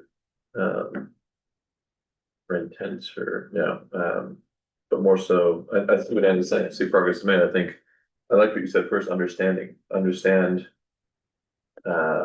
community's vision and direction for new construction of a new municipal complex. well, what we really want to do though is the next step, right? And so what's the next step? The next step is Ask for permission. that the next step? Well, we've got the NBRC grant, which is getting into design of infrastructure. We're gonna have to be putting together potential timelines, potential payment options, funding mechanisms. So there's kind of a bunch of next steps. And I think it's still in the information gathering before you likely take it to a vote. Okay, so we still need to make progress toward developing what it is we want to ask for. Yeah. Right, so, The okay, details. so I've convinced myself again that the language there is okay, but I do like the addition of and desire in there so that we're starting to feel out for people actually gonna support this. But I don't want it to sound like we're gonna tell them what they're gonna want, what they want from. Ethan. So my understanding of it is the conceptual plan has been completed and presented. Mhm. The next step is asking for permission before you figure out how to pay for something that you don't have permission to build. Well, the next step is firming up the costs and identifying potential funding mechanisms so that people would know, essentially what it would cost and what those cost implications would be. That's what a conceptual plan is for. You have a conceptual plan to give you an understanding of the project. Then you decide, then you make a decision on it, and then you get the finals. And then you vote on the finals. You don't jump to the finals and then say no.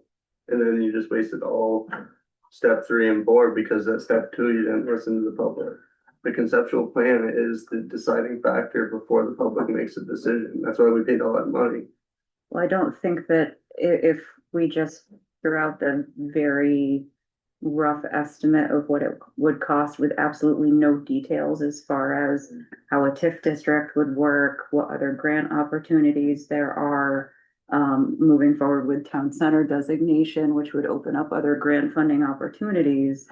I'm not sure that the full picture is there, understanding what we in the town would be Okay, paying for versus so grant funding breakdown, TIF district and all of those details. so that grant that we signed, the select board signed, Mhm. a decision has to be made by the end of the year on that grant. Yep. So you need to ask the public's permission before you spend that money. I don't think so, the match comes from capital, huh? Yeah, I think the plan was to return to you with what comprehensive implementation plan would look like, including things like whether rezoning, how that fits in, what outreach looks like to get to your point about the sequencing of what is an appropriate before we do anything that would incur grant eligible costs. Which is $1.2 million by the end of this year. Yeah, so we requested a year to come back to you with that plan. I Right. don't recall the date we did that. I think it was around March. So could be until next March before you see that. Right. Kendall, we haven't. I've got to agree with Ethan is that I don't think as the board has had any problem spending ARPA money towards the project because that was basically approved. But beyond that, I think we probably should ask the public. You don't have to ask them a money question. Just ask them a conceptual question of, do we pursue this? If it's a good project, they'll say yes, and at that point, then you can spend money to do the stuff. That's just my 2 cents. And then you can fund your grant by March. But we've got 3 years to spend the grant, I believe. You can ask for an extension if you're not ready for that, but. Like, just to spend this, to go out and obligate your funds and everything and stuff without actually getting approval for. Moving ahead on something. Andy. Couple of comments I'd like to make to that. One is, we've always heard in the past, if we go with a half-baked plan, there's not enough information for me to vote yes. And so Yeah. I'm certain it would fail, because people would say, if we asked them, I don't have enough information. From the standpoint of paying the match on this grant, it would come from capital funds. Is that correct? Mostly, we owe you where it would come from. And so, but we're already authorized to spend capital funds on anything we decide is needed for it to be spent on. the voters voted on a capital tax rate, which gives us the authority to spend it. And so I think we already have the authority, and I think it would be foolish to go with a going without explaining how it's going to be paid for and expect it to pass. I don't think it would. And for purposes of this evening, I'll also point out that the number 2 priority for the Essex long-term goals was see that progress is made toward the community's vision for construction of a municipal complex. So for folks who did weigh in, they rated that at 7.6 out of 10. And that was tied. Sorry, I don't remember where I was going with that, but it was right after the Essex's, that is hard to say, capital needs are understood and fully funded. But I would also echo Andy that if folks don't know what that breakdown is going to be and what the overall cost is, I don't think there's enough information to put out there for a yes or a no. Ethan, go ahead. I was just gonna say that from the capital standpoint of things, the last town meeting that was just approved, that includes capital funding, only has $200,000 for the municipal complex, so it doesn't have enough allocated for the project. So it'd have to come out of unallocated funds, which I feel is a big decision to be made. And then secondly, excuse me, there was 3 or 4 comments in that same chart that you're pointing to that specifically said do not build the municipal complex. We're not going to build it until there's a vote. Right. I get that, but we potentially are committing ourselves to expend money that was not voted on by the town.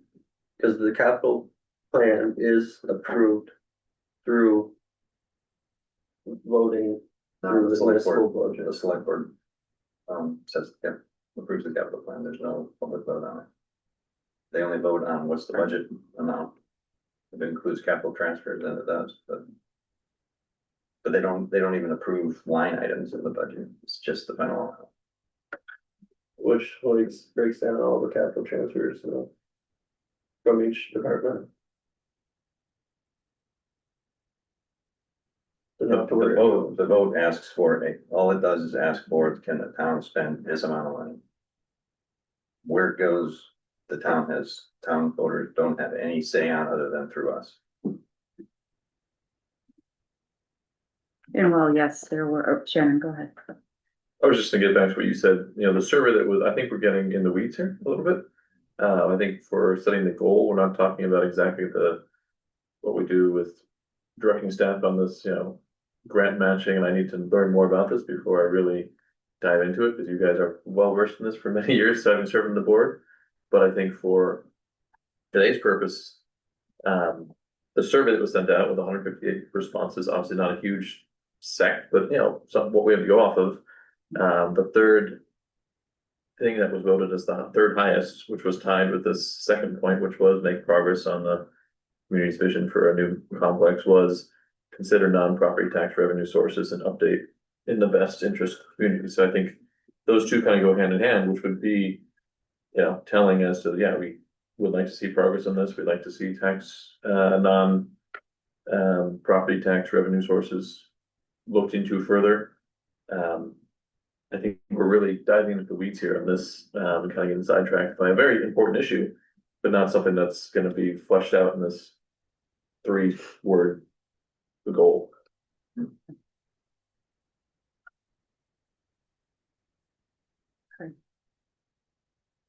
So we're back to review of long-term goals. Are there any other changes or discussions that folks would like to see? I just had, going back to that survey, and also from what we've heard from a number of people in the community speak about, there's no long-term goal here that specifically talks about housing, and the need for our community to, develop housing and help people live in Essex. It's in our values, and if you look at the definitions of the last topic we talked about for inclusivity and safety, is that what it was? I don't know which one it was fell under, but I think I look in here and a lot of these things, it's important to have the bold words, have a clear goal associated with them. And I think that a lot of things match up, but there's nothing in here that specifically says we're going to focus on finding long-term solutions to the housing crisis.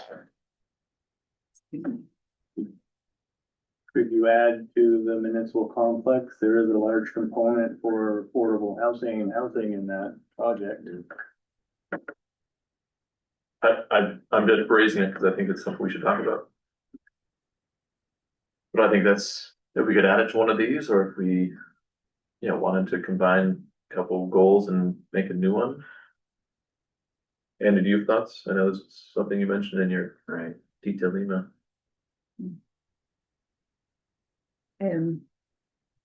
A thought popped into my head around evaluate the community's recreation and housing needs. And serve both needs of the community. That was actually one that I feel like was up specifically on there, so we did a survey. Yeah. So I think that, if we wanted to put something in there with some meat in the bones to really turn our attentions to housing, we could either keep recreation or we could subtract it or strike it and put housing in there. But then it says funded accordingly. Yeah, it doesn't fit perfectly, but Which, I mean, funding accordingly, the Housing Commission, I believe, is still talking about the potential of a housing trust fund. I was gonna bring that up during our work item. So, I mean, it kind of fits depending on the work item applicability.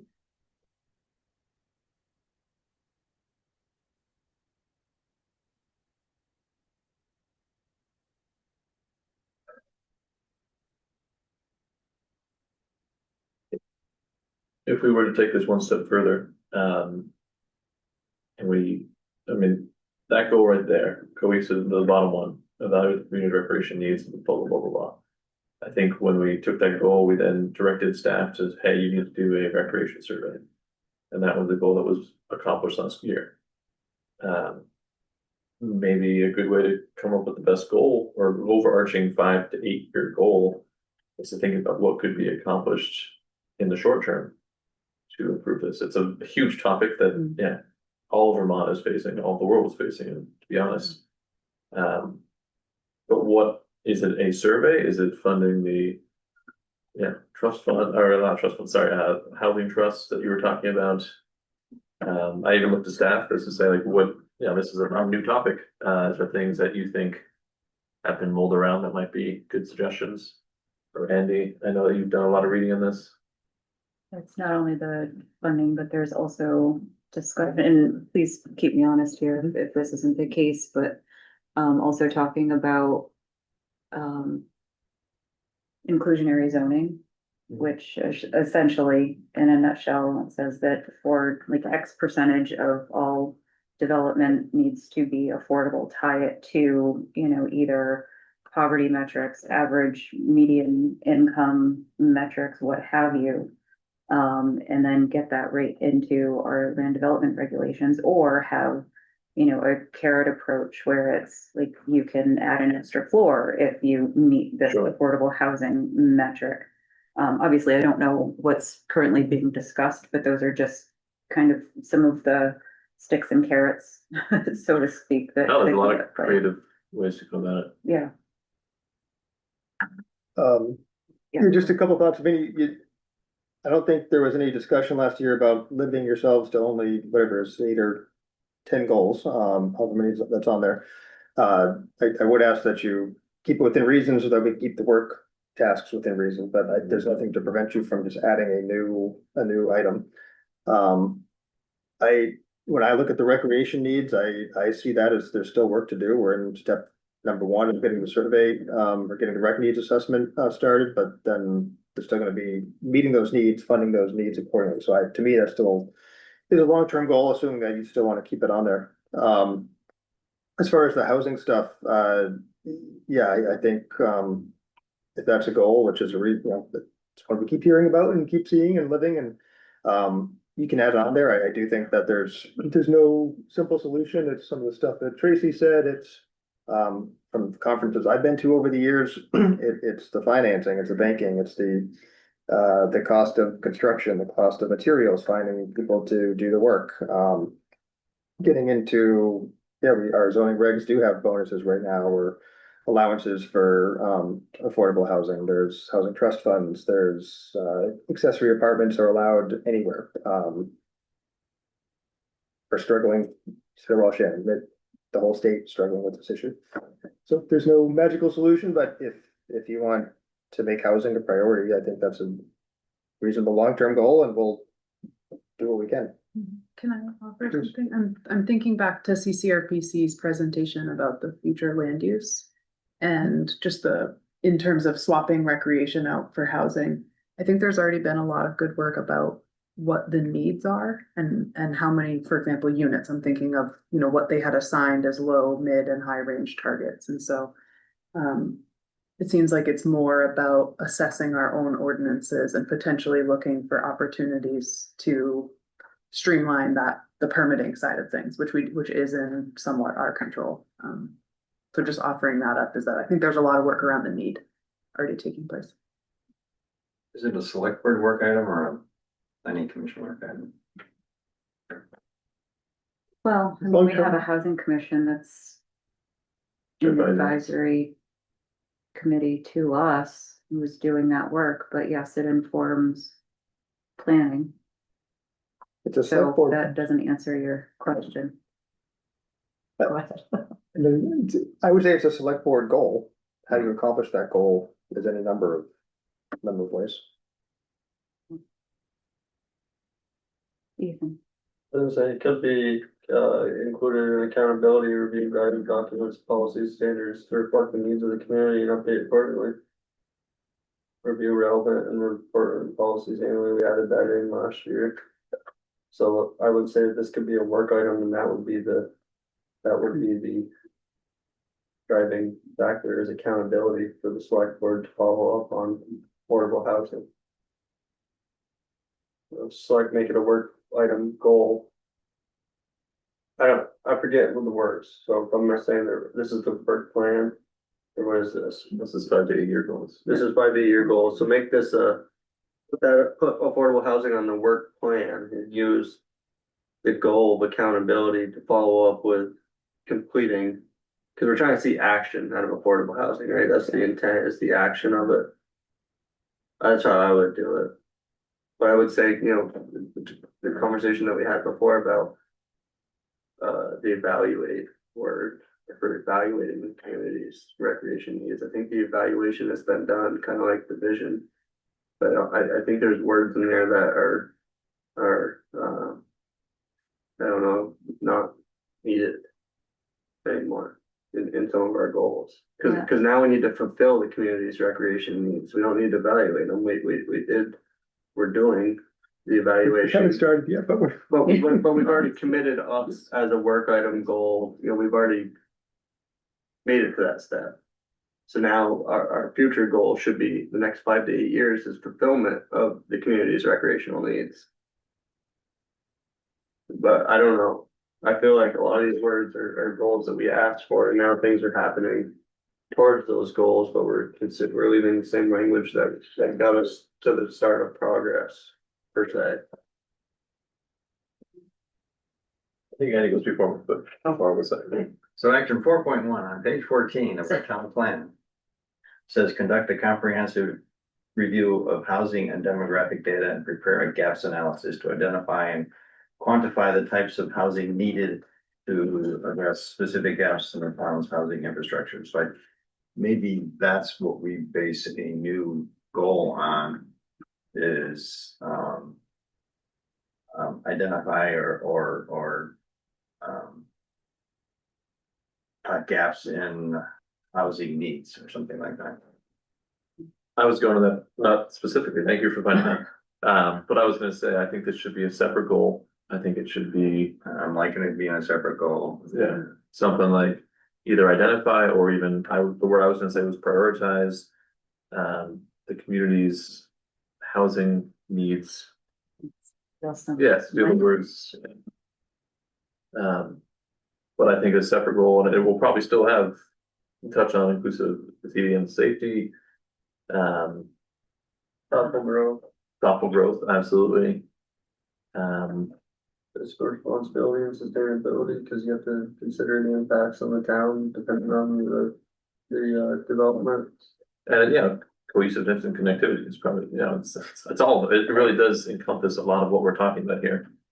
And then, you know, that while Greg typed that out, I do think that changing the word evaluate to either fulfill or execute, or something like that is a better word if we're looking at a 5 to 8 year time frame rather than Mhm. a singular year. You want the result, not the study to get there. Yeah, 'cause when I read that as a 5 to 8 year goal from past years, I was like, oh, we've done that.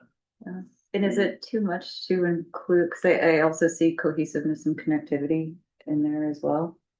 I mean, housing is where it all starts, so yeah, Yeah. it does have to be Progress is included. made. Use the same wording, see that progress is made.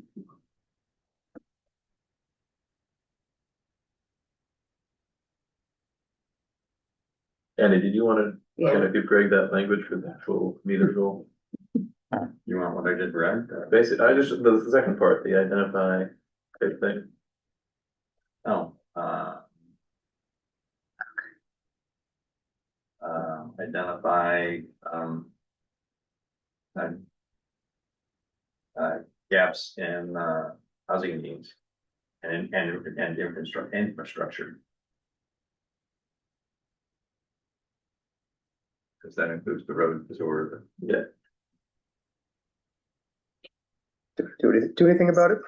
Yeah, I was Do gonna anything say, about it? do we want to start with prioritize affordable housing by identifying gaps in housing needs and infrastructure? I like that. And take steps to fill those And needs? take steps to, yeah, What did you say, Jason? steps to fill those needs, Fill those gaps. prioritize affordable housing by identifying gaps in housing needs and infrastructure and take steps to fill those gaps. That sounds a little wordy. Also affordable housing has a very specific definition, statutory definition. No, Prioritize housing needs, by maybe to drop identifying, affordable, but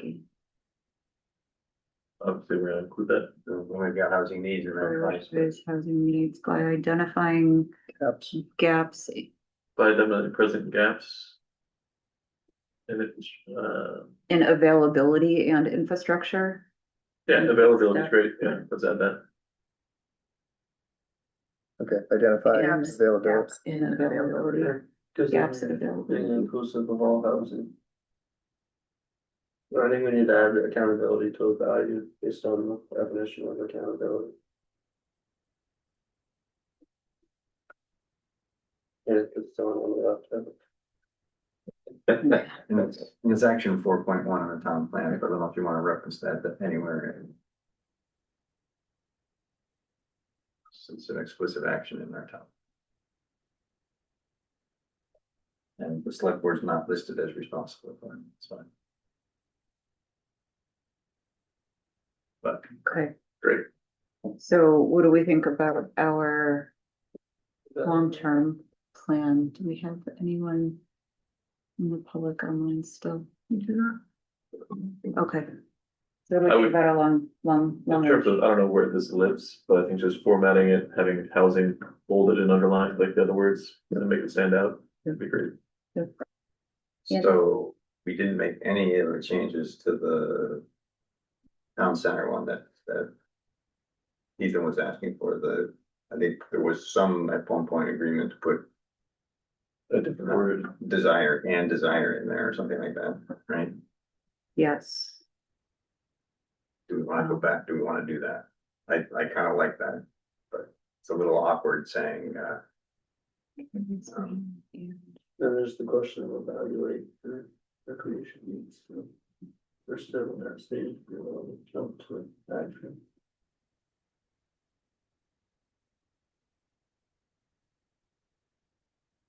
Crave, want, wish, Desires, expectations, what did you say, Jen? Directives? Direction, but they like desire better, I'm fine with that. Community's vision and direction for construction, community's vision and desire for construction. Vision now, or we just. I mean, the visionary planning stage is over. We've accomplished that. That's. But we're making progress toward that vision. The vision exists, we're making progress toward it. No, we're not making progress to establish the vision, Right. the vision. There is now a starting vision. So can we say something like using the community's vision to help deciding, to help bring deciding factors for construction of a new municipal complex or something like that, where there's a decision, we need to, I don't say we need. I feel that we need to add some sort of decision point in there where it's our goal to make it their decision. And I don't care if it says to build everything and allow them the decision, but I just feel like it's important to the community members to know that the goal of the select board is to give them the decision-making ability. See that with our path progress forward. is made toward the community's vision and will for construction. Sure. Yeah. I mean, it's gonna be, you're gonna have to vote to pay for it. Right. Will is a strong word, I like that. Thank you, thesaurus.com. So. It was for official select purpose. Everything like for you, Greg? And will, or the Tracy's use of Will. thesaurus online? No, I will. The community's will. No, that sounds good. Okay. So with that, thank you for bringing us back around to that, Andy. And there's no one from the public here, so we'll skip public comment, but I would entertain a motion to approve the long-term goals for the next 5 to 8 years. Prior to that, I'd just like to change the word Sure. evaluate. Again, I think the evaluation is being done the next couple months, and if we're looking at long-term goal, I think it's Meet the community's meet recognition. is fine, fulfill, Cause it says at the end that the needs are met and funded accordingly. I like fulfill the community's recreation needs. I think that's exactly what the department does.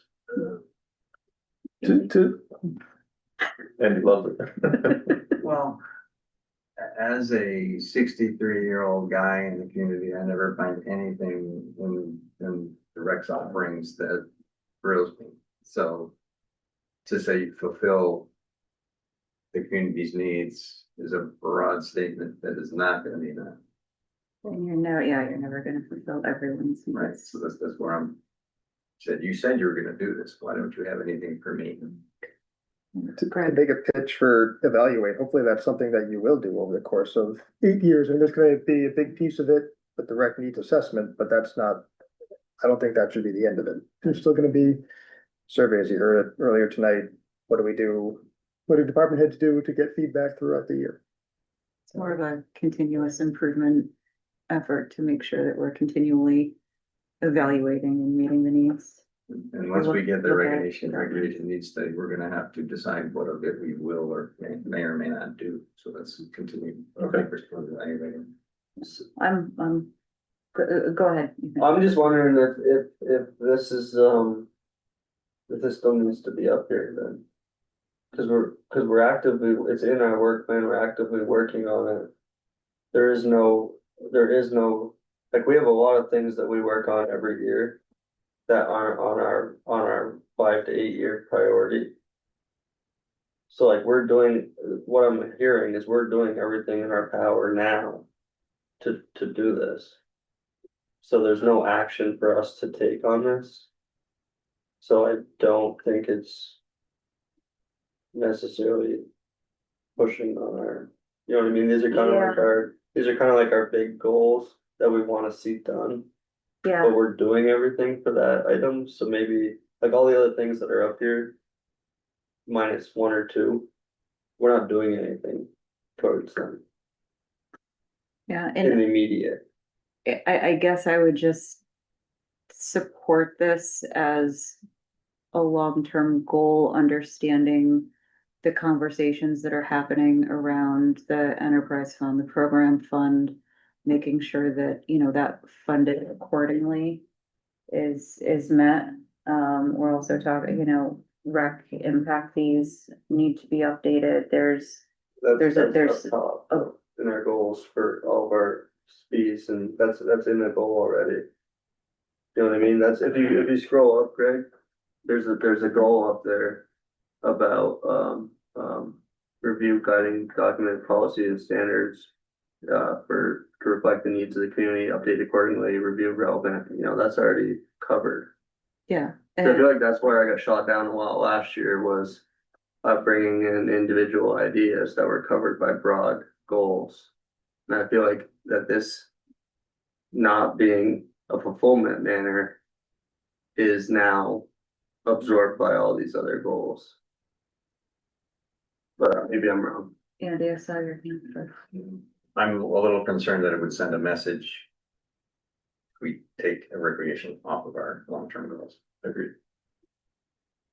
So I'm not in favor of taking it off.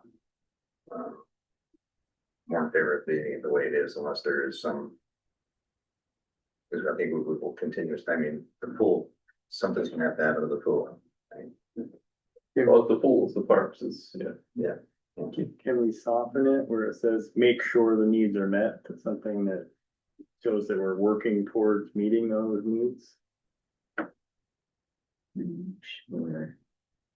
I mean, you could add it into inclusivity and safety, you could add it to fiscal responsibility and sustainability. It's just not a standalone goal anymore, unless you're gonna actually commit to fulfill it.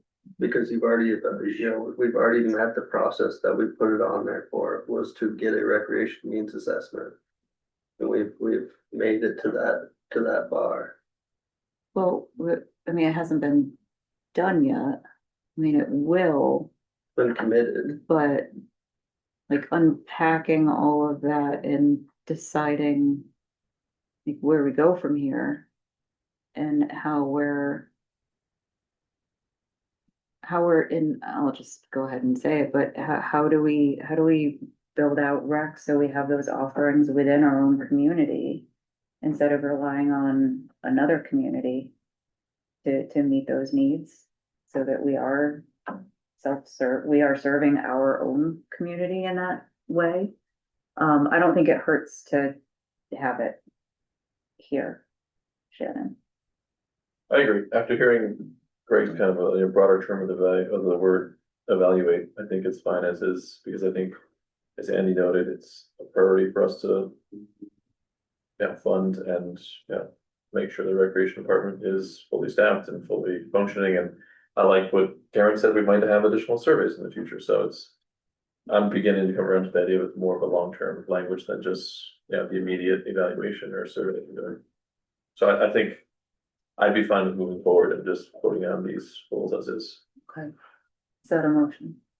Am I allowed to make a motion? I don't think. Yes, you are. I I did ask for one earlier and. I don't want to cut anybody off. They're still kind of, you look like you're about to say something. Well, I'm just struck where it says, make sure the needs are met, where a lot of the other goals, they say, see progress, consider, update, best interest, be aware of, responsive. That's one of the few that says we will make sure that those needs are met. Just, to me, it just seems a little strong. They're not met and they're not funded accordingly. Evaluate the community's recreation needs and.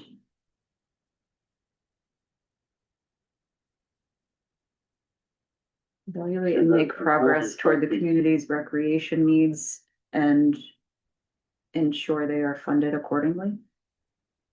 Yeah, something like that, just something to soften it a little bit.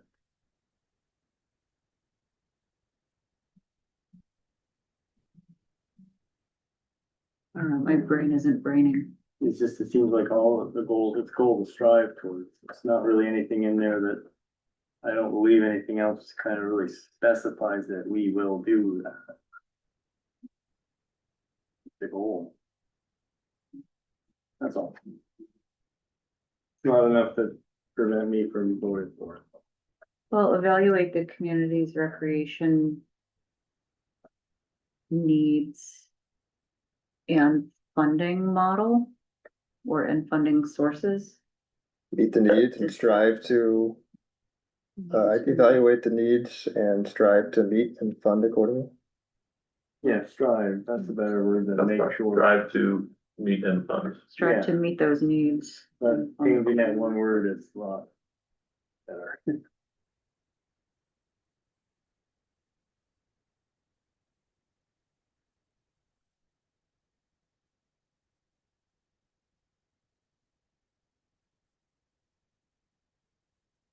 Thank you.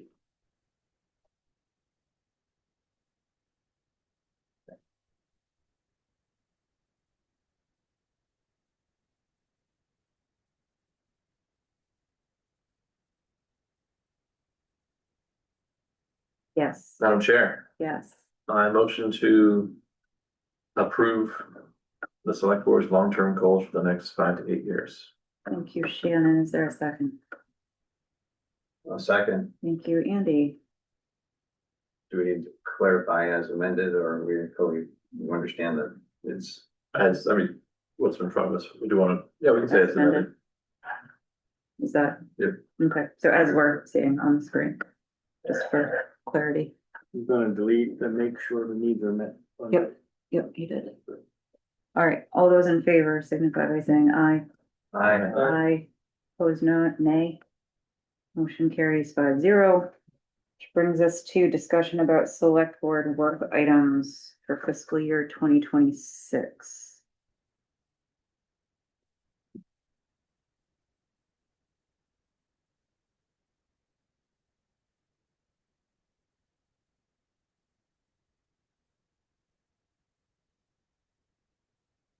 This is the fun part, Jamie.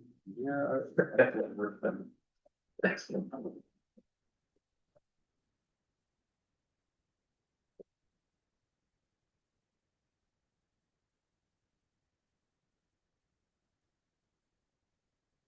So we had from earlier today, and I'm just gonna throw this into my words.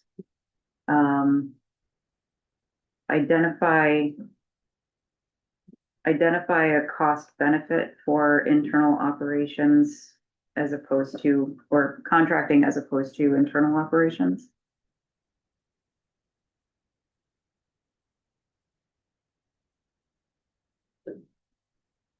That's a good question. Yes. We're gonna completely start over without deciding if we wanna carry on with anything else.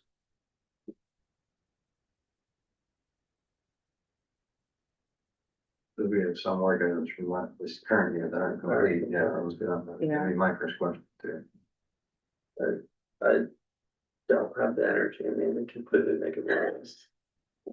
That will take hours, if not days. Yeah. You wanna start with the, Um, I'll pull up the, I think it's not bad to have a list of new ideas, but I think we should kind of roll through our existing Yeah. list to, I think that's Say a done. yeah. good approach. Still need. I would appreciate it. For the sake of all of us. So we had, well, while Greg's doing that, I'll just, Yeah. make sure that we're on the same page. As far as, so the cost, but, and we can wordsmith later, these will come back after. I'm sure we can wordsmith when we're fresher, as well, but the cost benefit, analysis for contracting versus internal operations, which also leads to like operating efficiently, identifying those efficiencies, recruitment, fully staffed, our departments. You can go ahead. Yeah, I was just gonna add to that when I brought that up, it was more of, but I can go there when we get there, but there's a bigger piece to that of recruitment and retainment, based on wages and environments and things like that. So just broader than just recruiting and filling the positions. Okay. Also water sewer capital. I think updating the long range plan for the forget what words I used. But the full, capital needs. Community gardens, and then there was specifically the call out about, my words, Kendall, I think this is getting at what you were talking about earlier, is relieving traffic congestion on Sand Hill Road. Yeah, Um, yeah, actually, Sand Hill and through the center. yeah. Sand Hill Route 15 and 17. Okay. So that's what I had for new items. I'm not hearing anybody yelling at me that I'm Do completely you want more or? misrepresenting. I do You- have more. So, I know Kendall had already brought up the local tax option, the 1%. Or whatever we didn't say percentage, but Yeah, that's what. I the think neighboring Greg towns- had that on there, on the new list. I think he had it on there, I don't know. Yeah, I thought you were just reading our It's list. an old list still, isn't it? I think it is, like, investigated. Yeah, investigate local office tax and a couple others. One is still. also tied to, non-tax revenue Right. sources. Yes, yeah. Yeah, Yeah, it's so big and hard to read. Can you hit your button next to the exit out button? Or is that all the way big? I don't know the word for The square. the square. Sorry, which square? On the top right corner, it's like a make it bigger square. Oh, I You don't, tried I think this that. is showing up on Is Zoom, that so I all don't think right? so, but I let me. think Oh, there on you go, so Zoom, you Let me see if I can, can hide some. Yeah. I think there is an option for focus on, I don't know what they call it in Zoom, but it's basically like prioritizing. My wife's like. Oh, the view, different views you can, Yeah. gallery versus whatnot. Oh, she does all the spreadsheets. I know how to copy paste and print.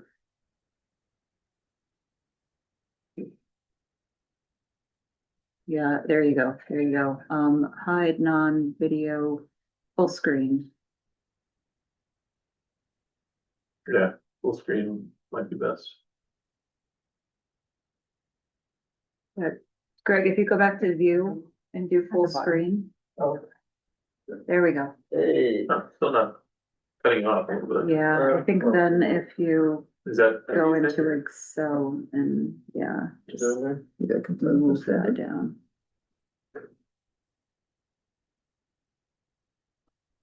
Which one down? Is your cursor all the way over? There you go. Yeah. There we go. Nice. Okay, There we go. There's one we can take off. for long-term management of the tree farm It's recreation. not, the survey hasn't gone out yet, correct? I think this is more, it's a separate issue from the rec needs, Oh, or sorry. it's like under the umbrella. Yeah, so B is We still need to do that. our work items. Yes. So determine plan for long-term management of the tree farm recreational facility. I'd say that's mandatory. We have a lease. We still need We've got a deadline. to do, yeah. Okay. Complete transition, Sorry, I'm just trying to copy and paste this stuff over. I'm just gonna flag it of, You don't do colors? yes. Just trying to help you. Green That's what, go. that's, yeah. Green Green means means go. go. Green Alright, means go. Green means go. which means we're keeping. Green means go, which we do, what, like a purple for accomplished or something? Does red will mean stop? Where's your file, Greg? Um, Cause I can make edits and you can keep it the same as you move through it, and I'm happy to reflect those. right, this file is under the G drive. Annual strategic work plans, fiscal 25. And the last one should be, well, it's dated by, yeah, Select Board 606. Okay, Oh, no, I don't write anything down. Although I have to just make 3 close out of it. It's all good. that's okay, I'll do a copy. Okay. Cause if I write something down, I forget why. Okay, Right, tree so, farm staying on the list. yeah, tree farm staying on the list, complete transition, DRB, that's done. Public outreach on drug overdose issues. I mean, that's still on our work plan. We have stuff scheduled into next fiscal year for that. I'm gonna try to Yeah, move quickly, so if anybody feels opposed to it, just speak up. or we'll do rankings later. Yep, determine uses for opioid settlement funds, that's in progress. Yeah, do we wanna lower the priority level since it's being? Doing that later. Yep, that's later, Okay, Yep. sorry. that's okay. Fully identify capital needs, including vehicle replacement schedules, present a plan to pay for those needs. We have the vehicle replacement schedules. Yeah, I wanted to add either a separate one or make it clear that that needs to be done for water and sewer. But this is just Maybe make that a yellow one? I think the vehicle, or we came up with a new vehicle replacement schedule. So I think at least that can be removed. There are water sewer vehicles. So That if you are- wanted to add water sewer in front of capital, I'd suggest you keep vehicle Is everybody good with for that? that reason. Okay. Yep, identify water, sewer. Capital needs. All right, and Karen's doing this? Yeah. Okay, Yep. all right, the next one. Is that why it turned yellow? Yep. Okay, So this. update capital plan. Public Works vehicles replaced in 8 years. Yeah. Done. Did that. Review, update, create forest management, I mean, that's still It's ongoing. ongoing. Develop a plan 80/90 Upper Main, community's vision and goals, consider grant funding, state does it, so this goes into more detail on that longer term plan. Go ahead. Yeah, but it doesn't really say anything in there about Ethan's or Yeah. Funding options for town implement that plan. It's fine, tempo. Hmm? I won't hold it though. I don't- If, I think Karen's doing it, I'm sort of doing it, let's flag the stuff that's still applicable that you still wanna do. We'll take a 5 or 10 minute break, we can copy and paste it into Mhm. the fiscal 26 spreadsheet, and then the stuff that you need to do some boarding tweaks to, we can do that. Yeah. Does that seem reasonable? And also understanding that we're not approving this tonight. Right, no, I know, that's why I said I'm not holding it up tonight, I'll wait Okay. till the public shows up and wants to talk to. Okay, so yep, that's still investigate increase of non-profit, we're good with that, I'm assuming, Keep this. yes. Keep. 13, update Parks Rec fees. do we do some of that? Well, we are talking about updating the impact fees, and also understanding the enterprise fund program funds. And that's still ongoing. Complete recreation needs assessment, well, we're, about ready to embark on that. This is to actually complete it. Explore creation of farmer's market, Let's go. done. Hey, that was one of my biggest things that I got on there last year, thought for that real hard. Explore creation of community gardens. We'd have that behind. Okay, yep, we'll have that. Got that. Yep. Continue recommendations from the charter committee, that's done. So we can remove that, revise fund balance assignment process, I think that's still, This was mine and we went down that road and didn't prevail, so I would be okay with. Shannon wants more. Okay, I've got Yeah. the language edit we can make perfect. tonight or another time. yeah, and I think Dan and others are still working on some other things as well, so it's still applicable. Improve visualization and availability of data, especially to inform decision-making. Annual road paving and What does that maintenance actually mean? plans. You wanna keep this or? Yeah, basically, the availability of data that's on our website or that we are making available throughout the community, like the Essex newsletter was a step in that direction as well. Surveys, like any way that we are collecting, using, or visualizing data.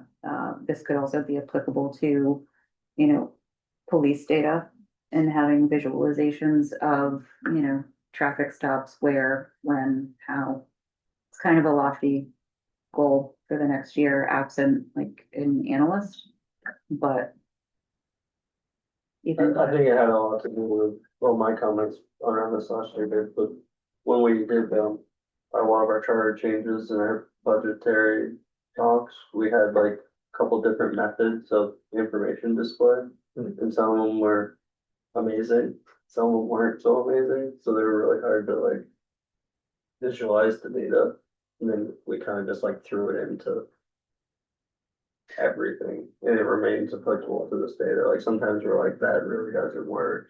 And then, but it's not us, it's kind of just how Greg, your staff, gets us the information. Okay. It's been way better in the past couple of years. It seems Yeah. just and, technology.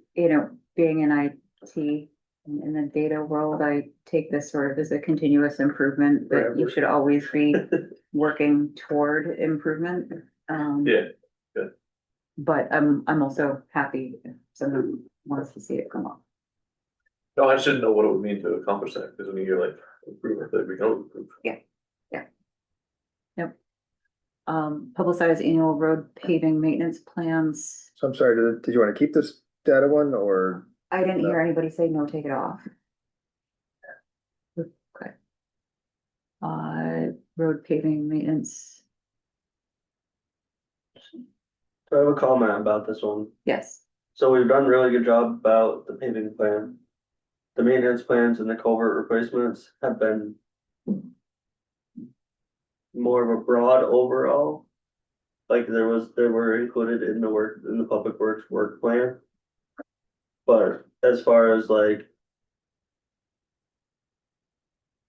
I don't know a good way to say this.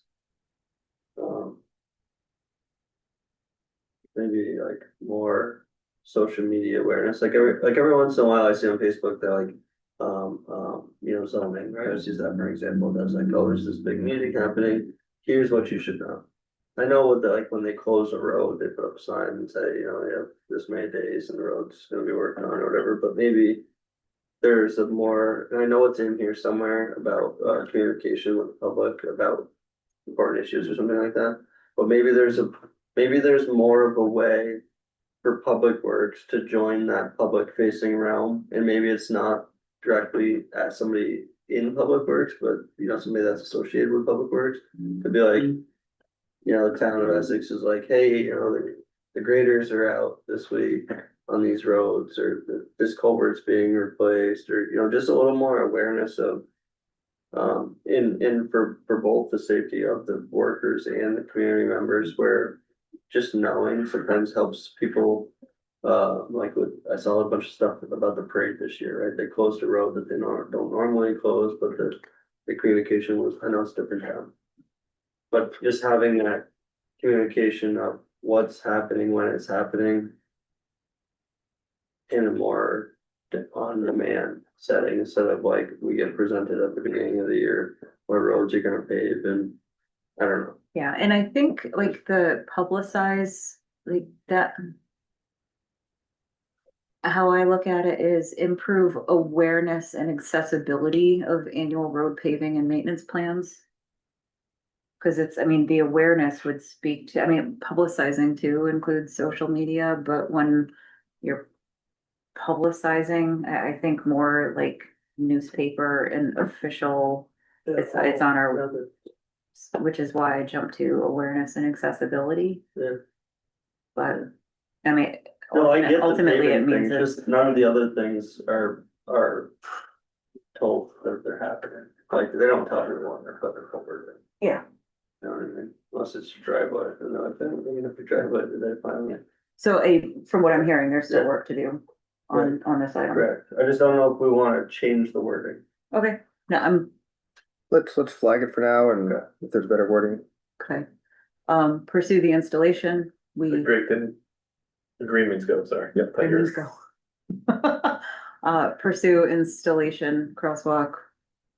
That's I mean, are we still pursuing installation? Given that we have the, Yeah, we expect to this summer, but it has not yet been Okay. installed. all right. Study proposed solutions to minimize, I wanna move that up. okay. Yep. Yep. All right, so we have that, bring youth and other voices into local government. Can you scroll over to the update on this? Cause I was reading it and I wasn't. Yeah.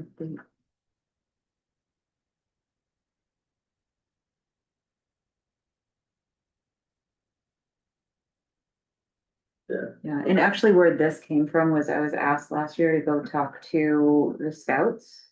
And there were two individuals who asked like, how can I get involved? And it kind of spawned the idea of, well, you know, are we letting youth know that we want them involved and on our committees and. Do we do outreach or, is there a badge that the scouts get if they get involved with local government to some degree or something? They did something at town meeting, but it wasn't anything with us. They just came. They just brought the flags, right? No, there was a couple that had to take notes for a merit badge. Oh, I don't, Yeah, there's Right. some merit We were badges talking that about have interview a public official. yeah, that's And, why I was there. yeah, they'll often do it in a group, so there's, several of them asking questions.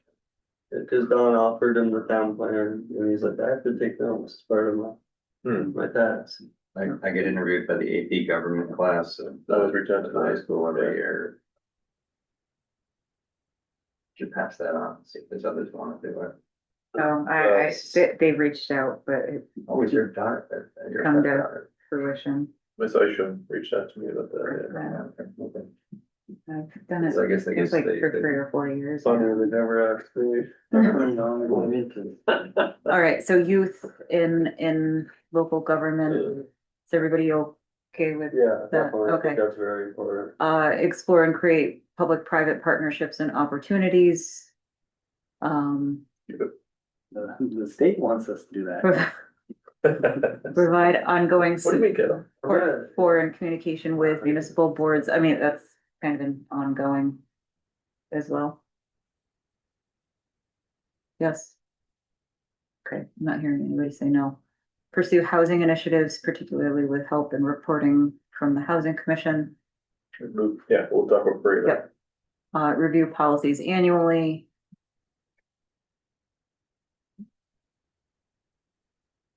Okay, Do we do that anyway? I'm a little, I don't wanna just make the list, have the list go on easy for check mark. travel forever with us. Yeah, Almost like a regular work. Like regular work items. yeah. Standing items. I mean, if this is our work plan, you know, we don't have a special projects and a regular stuff. I think that's our regular Yeah, daily That's a business. good right? point. So I think that I don't know that needs to be here as a goal for us. Yeah. Uh, that is a good point, though. The special and matter of course. And we should probably look at the budget too, if we're Yeah, You put in there approving the minutes, so. yeah, gonna. Every month. check. Oh, and then additional work items. Stuff that's come up, Yep, tree nursery partnership. we're close. Do you want the other new things on there now? Or Well, just do since the cut and these- paste thing, blah, blah, blah, blah, Yeah, since these are things that came up over the last year, let's review these and then blah. go to the new. So the tree nursery partnership with CTE, that came up. That's like ready to go. Almost. I know, Greg. Yep. Almost. Yeah, so if it's not gonna be done, It won't, like it's at not, the next meeting, we'll continue it to next. Select board team building event. I don't think we're gonna get to we might get to a conversation this evening, but that's another matter of course, like, should always be checking in with each other and, in November, we had a team building event of just board dynamics, how we work together, how we build those relationships, feedback mechanisms, things like that. So maybe not tonight, but at the next meeting, just having a checkpoint of how that's going. I think we're doing a good job of listening to each other tonight today. I think we are too. did the CJC run that when you did that before? No, it was Jen Nauer. Okay. She's done these, she did this one 2 years ago? Or 3 years ago? Right. Yeah. But she's a consultant who's done work with us before. Ethan, I was just gonna say that I bought those styrofoam things where you stand on the pad and you get the really big stick with the helmet. You see, you can knock off the thing. So I'm looking forward to booking a date for. You have those? I'll come by this weekend. That sounds fun. work out your differences. But I think it's very important, and I think a lot of good came out of it that it should be continued, and I hope to see it continued even after there's new members on the select board. I think it's valuable to be able to listen to your peers in a non-recorded setting once in a while. Property acquisition for small boat launch. The town plan on page 106 says you already own a piece of property on the Brown River. I saw your note. I did see that. We do. On the Property Now, acquisition. are we gonna change that to 2 property acquisitions for small boat land? So this is just to, sorry, back up for a second. These are notes that I've just put in to plug in to say this is stuff that has come up above and beyond the special projects, which happens every year. This is by no means comprehensive, but I'm trying to flag the stuff that takes a fair amount of time. So partially it's so you know it's there, you can add it to the upcoming work plan if you want to. It's also just kind of a reminder that there's always stuff that comes up that we don't plan for. So building in. Were these things that were presented to the select board? Yes. Thanks. Throughout the course of the year. Yeah, So is everybody, we gotta keep that. yeah. Okay, Green Mountain Transit routes, I think town plan does indicate, supporting Green Mountain Transit. Andy, I probably have the wording on that one wrong. But as he pointed out, that is in the town plan. This is less you, this is more that administration has been involved with this, so it's more just so you're aware that me and my team have been working on this along with ComDev and others.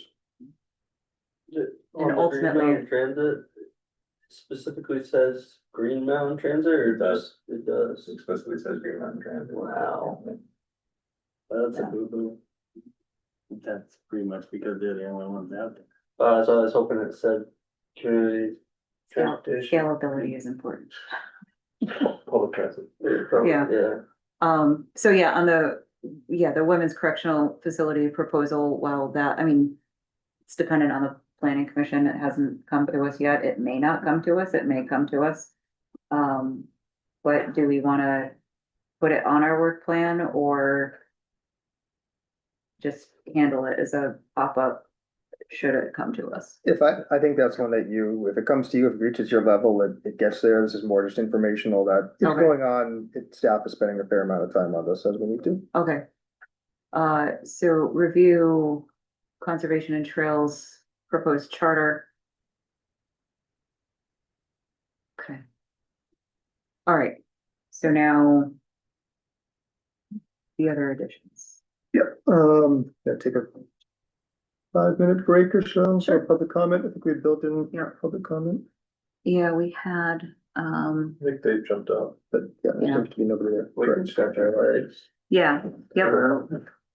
So just for review, we had dedicated about an hour for this. There's a public comment, a break, and then we're assigning priority levels. So when we come back, we'll continue to add new items. And then we'll do the break now and then jump right into priority levels.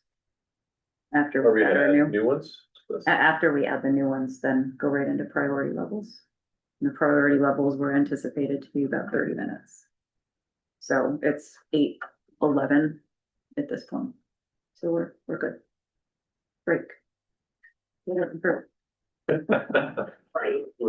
Always finish prioritization of something too. Okay, so at this point, we are going to add our new items. We've gone through the work plan and identified what's still happening, what we've completed on. So now we're, Just gonna color code for the stuff that was from last year. excuse me, sorry. Is that, I forget, does that signal the start or the end? your hiccup. It used to be representative of like the beginning of the meeting or the end of the meeting. It happens Back in the every day, we used you know, to make a joke about it. 15, 20 minutes. I don't know. It just needs to go away.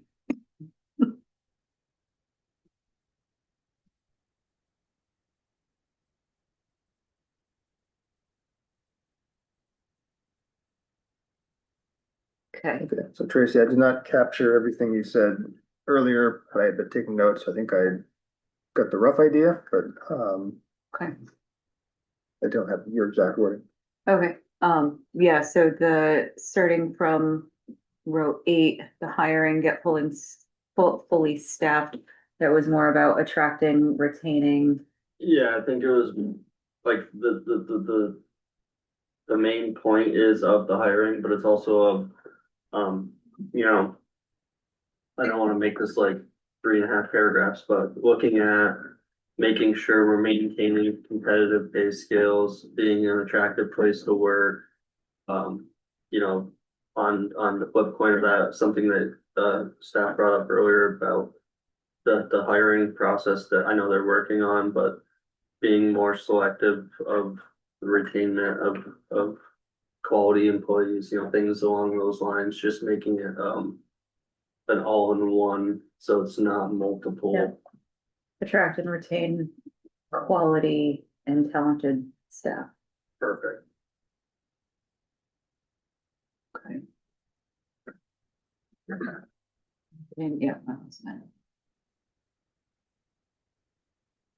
Review mowing, plowing operation, investigate private. Yeah, and that goes with number 13 around cost benefit, internal versus contracted. I think those go hand in hand. Are they combined or two separate things or one over the other? Yeah, well, the mowing and plowing operations was Goes under that. specifically mentioned, so Yeah, just add those in, and then I would add back into to number 1. Just making sure that our pace, I know it's being attractive, but making sure that our pay scales with are still competitive. competitive. Yeah. Perfect. You want them to be low, right? Yeah. Okay, yeah. All right, we do have the, oh, no, sorry, that was this. We did have the water sewer that we mentioned before. Does that meet your need on that? Yes. Okay. Community gardens is already in there. We just said change the priority, which we'll get to next. Whoa. Yeah. Oh, okay. Priorities are next, okay. Yep, priority to next. I'm sorry, so the water sewer, do you want the capital item that was carried over from last year but updated to include water sewer? Is that 16. I think we changed the wording. Yeah. Water and sewer in front of the word capital. Yep. we identify water and sewer? Okay. Yeah. Okay, and then the other one was the Thompson Drive item. There is the work item in there around Sand Hill Yeah, traffic. maybe Does just up the that, priority on that one. Building off of that, I think specifically saying Thompson Drive instead of just general language that's in there presently. starting propose solutions to minimize truck traffic on Sand Hill For a Road. potential solution such as Thompson Drive, being completion of Thompson Drive. If you're okay with it. And that's all I had on my list, so. Are we gonna add in the rest of our unfinished development in another item, or are we gonna add it into that one about all of our other drives Oh, that need completion? I think that's. I mean, there's sidewalk that hasn't been completed in certain areas too, that could be, you know, yeah, so it's a long-term goal at this point, but you are right there. I don't think there's an individual work item for correct. it. Is it, do you want to see an individual? I'm work just item? asking if we, you know, if. I don't know what I'm asking. See, maybe Andy has better words than I do, but if we symbolize it to make it all instead of one. Is that helpful? Yes and yes and no, I hear you. That's also a lot in 1 year. As a special project. This is a work plan. Yeah. right? Mhm. So it's in the 5 to 8. But it's not in the upcoming year. I mean, it could also be portrayed that the select board's weighing in on a decision that has yet to be made by the planning commission. So I don't know how you wanna go about that. Because it's in the process of review right now. Yeah, well, And if and we direct them to to be fair, the Sandhill track, that was on last year's work Sandhill. plan. So, right, we just expanded it as a way that could, which has been talked about, it's on the official map already. So I don't personally feel that that's a statement on that development. But, go ahead. I'm a little worried about putting explicitly mentioning Thompson Drive in this item because El Sanical has been talking about a land swap, so this sounds like we're supporting Yeah, it could be. El Sanical's proposal for a land swap to finish the road. So as soon as certain individuals in the community see that, they're gonna say, you see, it's in your goals to finish that road, you're gonna do the land swap. Yeah, It's pretty weak language, but I see what you're saying. Yeah, my counter to that is the public safety measures here at Carmichael. Right? We've known about it, we've identified it, but we haven't made it a direct goal because the town isn't gonna build the road, it's in the developer's hands. The town wants to eventually maintain and absorb all these places once they're completed. yeah. But we're not in the process of developing currently, you know what I mean? Yeah. I am in full support of all of the ideas of it. I just don't think that we can take a stance on something that's not in our purview. For completion, unless we say we are going to do it ourselves, which is a huge difference. Bless. I don't know, I'm not trying to shoot it down, I just. No, I I'm just mean, trying to make it. this is what you hear all the time. It's like, I don't know, there's no cohesive. It's like we have a cohesive plan with the municipal contracts about steps that we need to do to get there. Taking into account the access and everything, and that hasn't been done up there, and it's an ongoing, it's only gonna get worse regardless of whatever the current proposals are. Somebody else owns the land, we can't. Yeah, I mean, it's just. Yeah.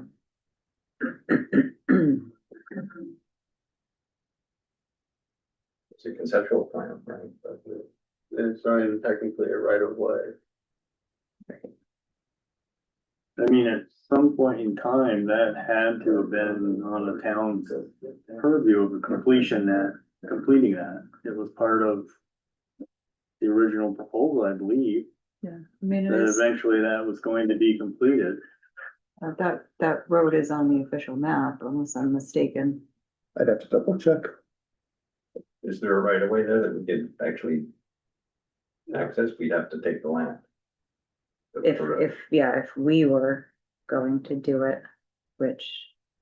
I mean, I think having it as a work item for the next year. Do we make it more of investigate potential solutions for the traffic on Sand Hill?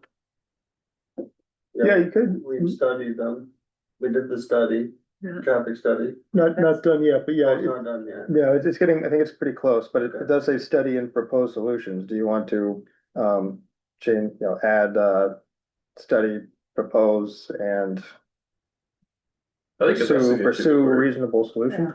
Yeah, I just don't think that we can use Thompson Drive in the.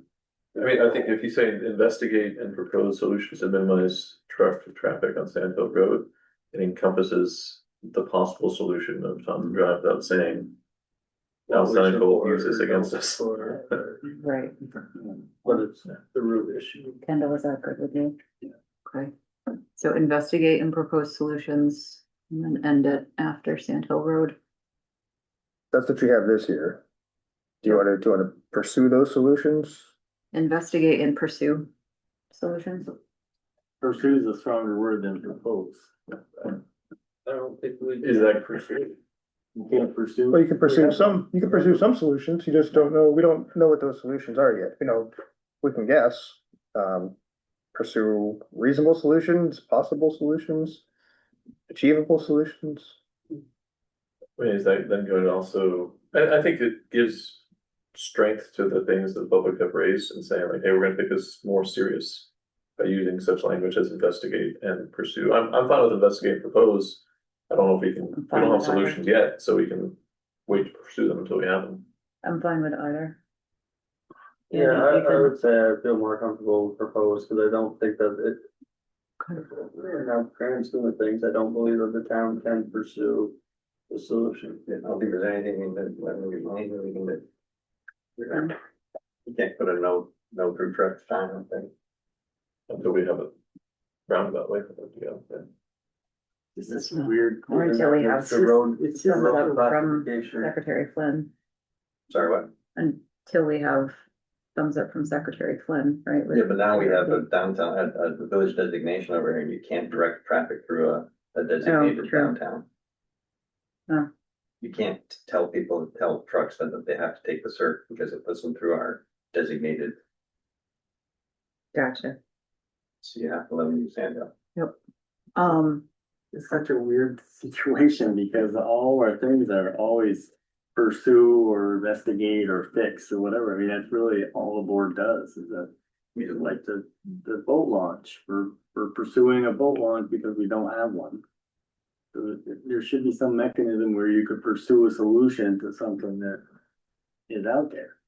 The two examples that you used was the municipal complex and the boat launch. Those are both gonna be municipal properties, so unless we're going to buy our PDI.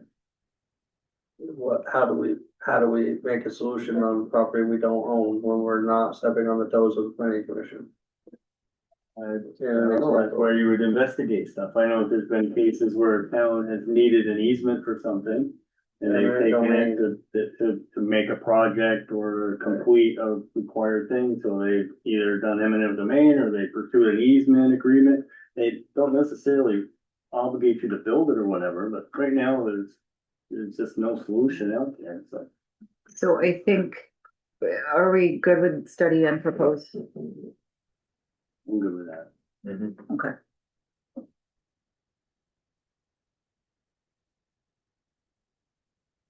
And were there any that we did not have? Yes, I have some.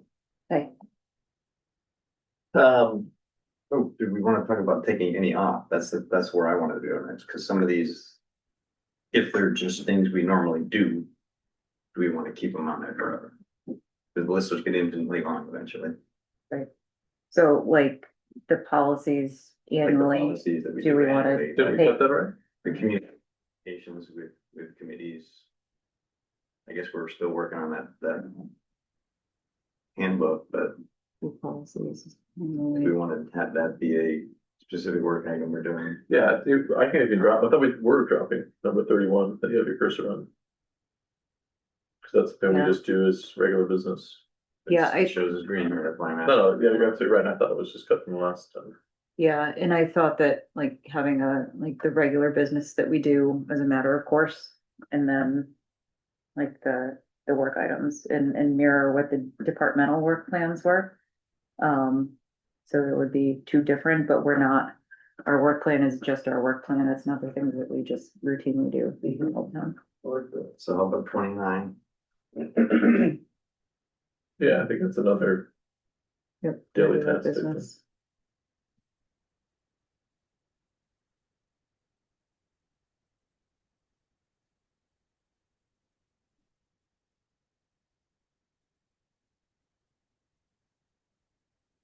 I think the same could be said for the team building event. It's just regular things we should be doing.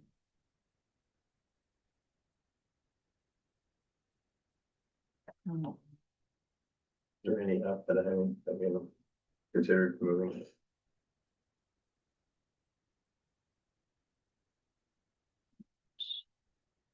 Team.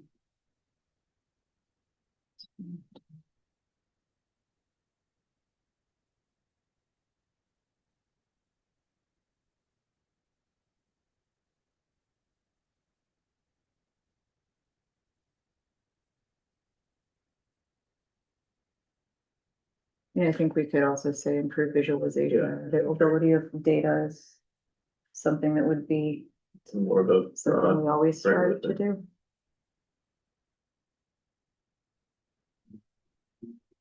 And we've got it in our values. We could also make it 27. Yeah, and how I look at that is, That's the goal that hasn't ever happened before. yeah, I think that's still something that we need to find a way to do Okay. and actually do it. I mean, Sure. there's Ethan here, but. Yeah, I'm getting old. I don't know. Like 4 years ago, I was in. But finding other younger, You select board member.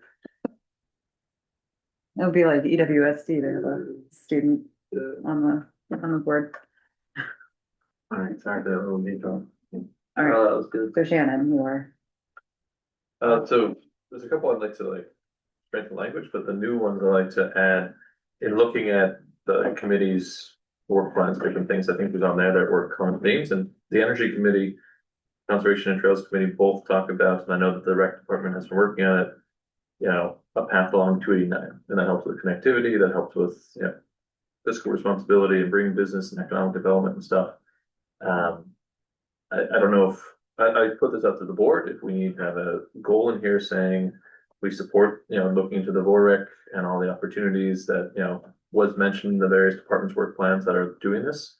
But I think in my point, it's not just, maybe it is a 5 to 8 year goal, but it should be something we're working towards on here as well. And that could be, explore realistic solutions to a path along 289 or to connect neighborhoods, workplaces and schools. Andy. The state has always said absolutely not to a path line to 89, I thought. The work study is looking at exactly that.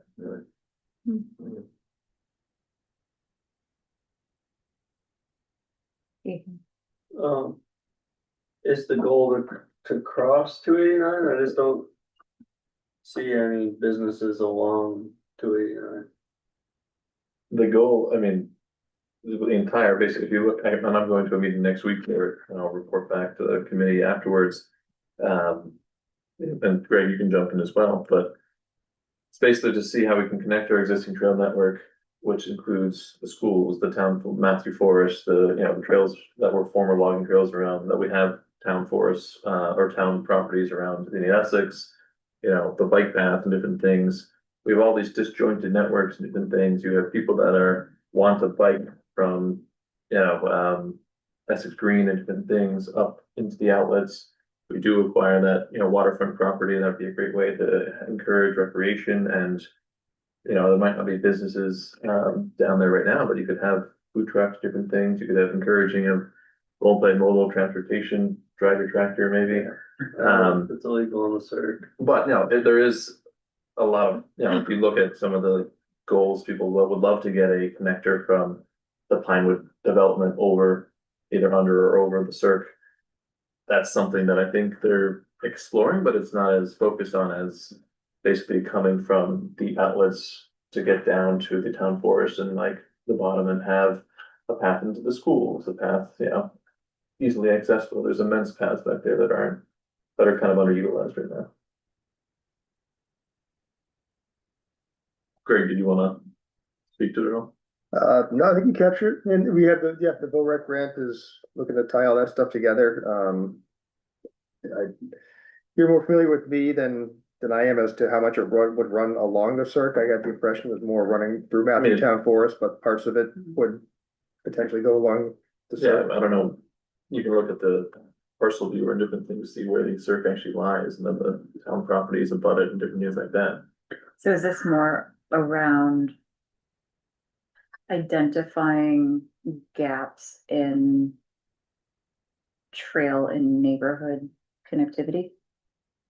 Well, I also have a goal that would say explore easements to connect, and fill the gaps. There are areas that we've talked about, and whether it's along that sector of the town forest, and different things, and places we need to, buy or acquire small easements to, connect our trail network and be able to publish maps.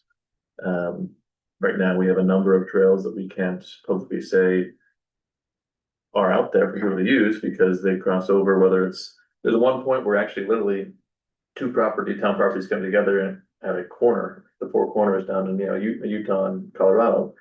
But there's no actual place you can say the trail crosses that. So we need to basically get a 6-foot easement to allow for that, those two properties that meet to actually have a trail be able to be published.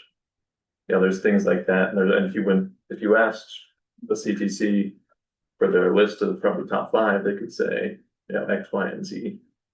So for the next year, what would be a feasible work plan from your perspective? I think for the next year, I would say explore easements to improve connectivity within Essex. Anybody? Popped into my head was the easement between Pinewood and Essex. Anybody opposed to adding that one? Exploring easements? Is that the wording, Shannon, or something better than that? Should we say trail easements or should we just keep it at easements? Better trail connectivity? I'd put roads and trails. We could extend it.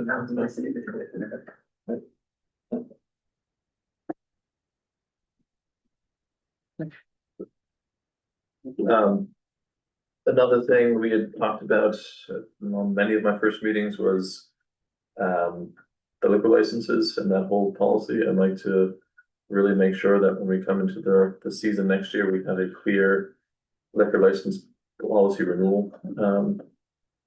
And we can mimic the language on the fund balance. Yeah. Policy that's already in there to update.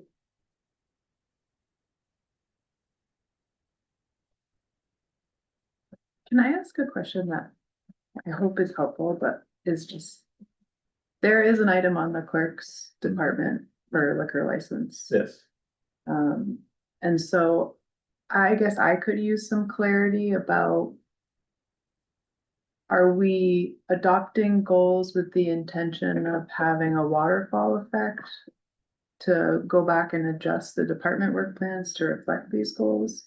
Or are these goals that are appropriate in departmental work plans and the select board's work plan? Like, I guess I'm just trying to figure out how that's supposed to work. I think it's the latter, understanding that, we've asked for delinquent taxes, but if we were to deny someone, I believe the legal advice was that we should have a policy outlining, under what circumstances we approve, deny, etc. So we have that documented. So that's what I take that to mean. I think that's Yeah. the item It's the that's same item. intended to be on the clerk's, within the scope of the clerk's work. Okay. And so, sorry, please. No, cut you off. No, I'm just trying to make sure I know how I can best support your work, because it's already on someone's work plan.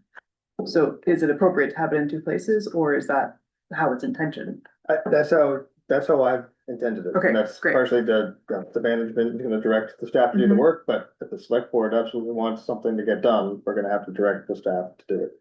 Okay, And so in this case, it's great that it's on the clerk's work plan. Hopefully it's an easy lift and it just gets something that jumps up to that high priority level as opposed to medium priority. But yeah, this is where the select board wants to accomplish stuff and we've got to use the staff to do that. So we will take it back, in some areas that if it you come up with an item that's not on a work plan and you want it to be a high, medium, low priority, we're gonna have to add it on to the departmental work plan as whatever priority. And it's part of that is the conversation back to you in the coming weeks about, yeah, I know you really want this, but something else is gonna have to give, or we just don't have the capacity for this. So appreciate it's a priority, but let's have a conversation about how important it really is. So. Okay, does thank that you. make sense to everybody?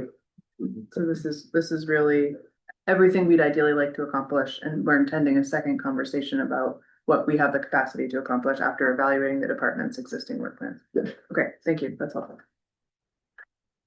Keep going. Gotcha. I don't want to steal the limelight. I have a few other. Oh, you only allowed 2 the first year. Really? Met your quota.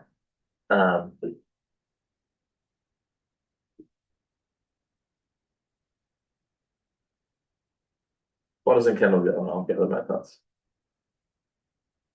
Okay, I started with assessing, one of their goals is for farm and open land agreements that are coming up. I just wondered if there was any real benefit or anything that you could quantify to show people the benefit of having landowner open land agreements, tax benefit agreements, things like that. You like looking at freshly mowed fields and used open land with cows in it. Yeah, well, these are specific. I believe they have tax breaks. Right, that's the benefit. If you have active agriculture, agriculture is many things. It can be the value of sums of $2,000 for any agricultural product. And then somebody can evaluate themselves as a farm. To be clear, a lot of the farmland that I use is not in any tax breaks because I work with a lot of people who plan to develop their land over the years. But once you establish that, there's 2 ways of it, there's current use and then there's farm use. And you can maintain that by logging, you can maintain that by agricultural sales of $2,000 or more as long as you're classified under the Agency of Agriculture, Food and Markets as an operating farm. And I believe there's only 2 properties that are active farm, right? She's in the FOLC, Farm and Open Lands. I think we have about 10 properties involved. I don't know which are farm, which are forest or both. I think most are forest, yeah. Yeah, it was just a general question that you always get asked about, you got a tax break, I mean, I was going, no, you got a business getting a tax break, what's the benefit to the town? And you guys will list off, We've got some landowners that are getting the same tax benefit. I'm not sure that people can quantify, Yeah, being. So that's just a question for the assessor when she goes through it, to maybe provide that information. so I'll try to give you a real quick answer. I don't want to spend all the time answering, but that's on the assessor's work plan, it kind of comes up every year, and there's a few contracts get renewed every year, every couple of years. We have to double check, or we're tracking it. There's not a ton of I guess verifying or oversight, so it's kind of comes up of, do we want to put in the time and the effort to do this? The benefit is all the stuff that Ethan said. It's open land, it protects, keeps the town open, maintains forests, fields, the views that people like. It helps prevent the suburban sprawl in certain areas. At the same time, there is a current use program that the state offers that's very similar. Recognizing the 2 programs are pretty similar, the main benefit for the town, for the farm and open land, is that we have a right of first refusal on the properties that are in the farm and open lands contract program. That to me has been the biggest benefit. Whether or not that's worth it for the administrative oversight and the properties that are involved, that's what we talk about needing to do some more research and analysis. Those are the questions that we have in our minds. Okay, that's perfect. It says in all the contracts that the property owner is responsible for initiating the renewal, but they never do. And so that's why there's work on staff's part to reach out to them and say, hey, your contract is expiring. Do something about it tomorrow. And question, because a little rusty for me, but the benefit of current use is that the state money coming to local municipality, right? Correct. Yeah, that's I forget the exact tax breaks, but they're Yeah. similar, but the state reimburses us for some of the current use tax reduction. We don't get reimbursed for the department. I'll bet people don't know that. Mhm. The average person has no idea. So that was. That's what isn't that the, The local Local agreement, agreement. it's part of that, yes, Tax that part and the of it. veterans. pays for that? I think current use is 25, I think town's open land, current use is 40. For acreage, Yeah. might even be 50, but yeah. Yeah, it's Yeah. harder to Yeah. qualify for the town than it is the state. Yeah, but when you get in with this, with the town, all you have to fight is first refusal. With the state, you have to pay back 10% of the property value at the time of sale every year it was in current use. Yeah, no, I'm not disputing the back program, pay it's just, taxes, there's a lot of information and she's going through that, so. That was what I had for that, for community development, they had several unanticipated items that came up in their work plan for 25, and those were not in the 26 plan at all. I assume they're still going to be working on those as their new priorities. I will check. Are you talking about like Amazon and the Yeah. women's facility? I assume they are, it's just I noted in the 26, they didn't mention any of the unanticipated priorities that came up. And that's, the women's correctional facility, I would argue, is a special project that has come up. Amazon, that's just development review. It's a huge project, it's a controversial project, but taking that out of it, they're treating it just like they would proposal to build a new building on Susie Wilson Road or a new subdivision, Oh, else get there. on Osgood Hill. It's just the development process. The issue is big is because of the name attached to it and the issue attached to it, but it's part of their regular work. Okay, I just wondered because they came right up. They clearly put in there unanticipated, but then they weren't put anywhere in the new plan. It's correctional facilities and context Okay, good. from a perspective of the zoning amendment request. Right, that's right. The Parks and Recs, I had, the Indian Brook, moving that to a high priority. They were looking at it with state involvement and upping the fees, making it an enterprise fund. You got the finance one I had, in Public Works with a stormwater ordinance, making it a priority to move to a utility, looking at more into having a stormwater utility.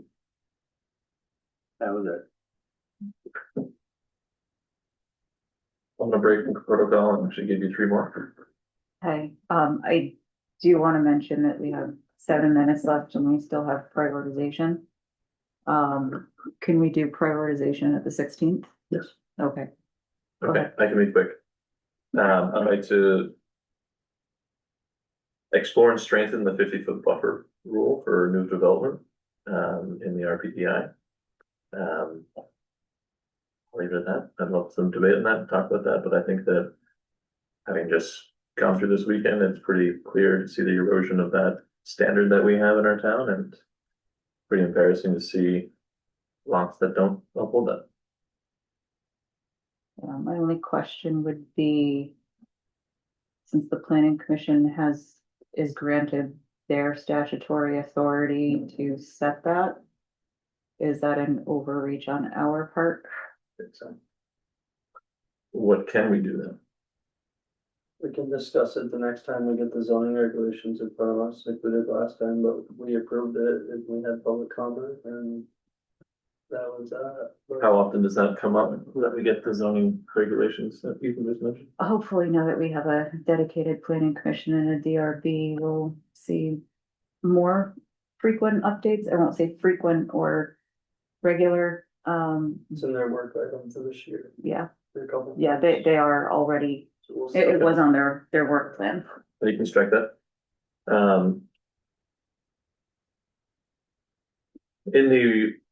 We already have it on the list. We talked about the waterfront access. If we go to the language for that one.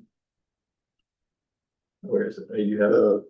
Yeah, I'd like to, not just list that as what it is, but actually say, explore possible acquisition for a small, if not a boat launch, we can't use that term. Water access, public water access along the Winooski through use of the conservation fund. Supposedly, and I don't know this for a fact, but I've been told that we have tens of thousands of dollars in there that this would be a very good use for. Okay, I'm sorry, can you say that again? I know what you mean, but I don't want to take your word. Yeah, no, just copy and repeat what I said. Explore property acquisition for public water access along the Winooski River through use of the conservation fund. Can I add to that? Can we delete that first part, the property acquisition? And then add in, with the exploration, can we add in our town plan? Andy brought up earlier, says that there's town owned land on the Browns River. I'd like to hear a little information about that also. Because, a couple parking spots and a beaten down trail over the bank on the Browns River is a lot easier task to take on. I'm not saying forget about this one, I'm saying in harmony with, I suggest those are two different items. two separate things. Except one, but I like that. Both water accessibility topics. I'm okay with that. I gotta go on the map tonight and look at where the town land is, cause I'm the same way. I'm I very don't curious. know where it is. Says there's multiple pieces actually that are on that. Multiple. My guess is At least one of the town-owned parcels should be considered for a public canoe launch on the Browns River. My guess is right there between 15, yeah, I think so. yeah. And the last one I'd like to put on there, I know this will be controversial, but conduct an economic impact study on the effects to the local economy that the possible Amazon development would have. Supposedly, and I wasn't at the meeting, but I had 3 members of the public text me and say, we, the select board, requested a impact study on the local economy for the women's facility. We No, haven't done no, we anything. did for not. the women's That health was- The facility. planning commission has requested that. Okay. And couldn't we take action to have an economic impact study done for this topic as well? I would Make say sure- not really, because this is part of that planning or house development review board. This is part of the development review board process. You could do that. I don't know what it I would mean, it's not- accomplish or if you would even have it in time for the DRB review.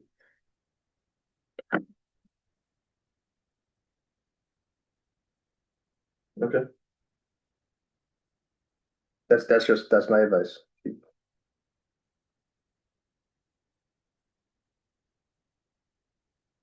Do my other members of the board have thoughts? My thought's gonna be that, I don't know the words for it, but there's a quasi judicial and, what's it? Quasi judicial? So this, Yeah. just quasi judicial, so.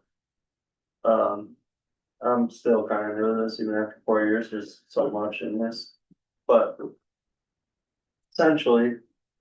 The select board is. An entity that. Grants decisions that are in their purview. But the state of Vermont has allowed. The planning and whether it's planning commission or development review board. Their own legal sole authority. So we can't weigh in on any measures that they're responsible for decision making on. Because we would be stepping over their legal obligation. To make a non-biased decision on the zoning regulation for the town of Essex, the way I understand it. Is that right? Yeah, so to phrase it another way in terms of what you just proposed, you, the select board, could pursue an economic impact study based on the impacts of the proposed Amazon development.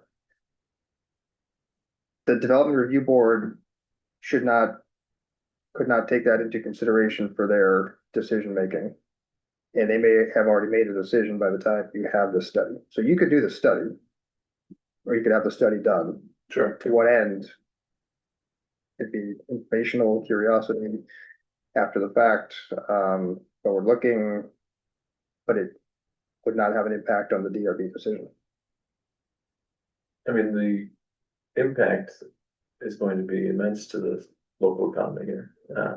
It's not, I mean, the DRB can make the decision, but then there's going to be numerous other steps and years that come into play before ground is broken and, yeah, a possible Amazon facility is there. So I don't think that it's doing a study would be pointless.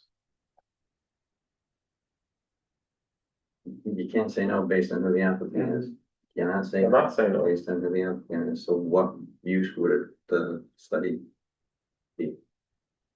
So we know what is going to happen when they, whether it's who everyone knows is probably going to be, or someone else comes in and how that affects their community. I think knowledge is power. I think this could be a waste of money, because why didn't we do this for the last warehouse that went in? Budget, Ryan, let's go out. We're only doing it because it's Amazon. Yeah. We'll get.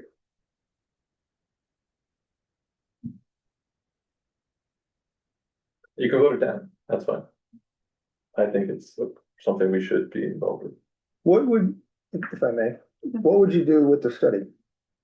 Regardless of what it says, would it be building proposing zoning regs around future stuff? Would it be offering economic development, business support to the business community based on the results of it? I'm just trying to grasp how it would work, or what the outcome would look like. I would think the two items that you mentioned, that knowing, that's our industrial area, that knowing, what impacts something that size would have in the future. Is that kind of what you're? I agree, I think it's, yeah, I mean, obviously with the Amazon word thrown around, it's become the hot button issue to talk about, and but I also think that there's so many people, you know, mostly on one side of the topic, but I also heard other people chime in one way or another to public comment, or, you know, email us and say like, they think it could be a big boon in different things, or there's a reason other communities around us want to, you know, possibly have it in their community. I think it's important to know what is the realistic, you know, possibilities what this could do, and if not Amazon, for one reason or another, what if, you know, a Walmart superstore, or like, you know, you name the applicant, wanted to build 107,000 square foot, you know, distribution center in our community? What does that mean for our community? You know, is this the type of thing we will benefit from here? Or will this really harm us? Did anybody else take part in the economic development, with the economic development consultant? Karen and I had a conversation. I've got a meeting tomorrow morning. I thought that was spam, I'm sorry. I failed a number of the spam tests recently from our team, so I was like, I'm not touching this one. If it's not, I'll reach out to them. Yeah, in fact, she was fun to talk to. Yeah, she was. At this point, understanding that the DRB does have their sole statutory authority, I would not be in favor of putting this on our work plan at this time. I think seeing what the study that we already have going comes back with, and depending on the outcome of that proposed development, that it may become something for us to study or understand the impact of. But understanding that the DRB, like, they're either not gonna have it by the time they make a decision, and they can't take that into consideration to make their decision. I think it's premature at this time.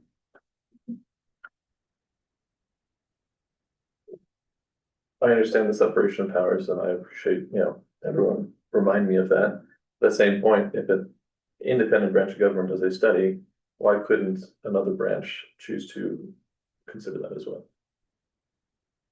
Ethan?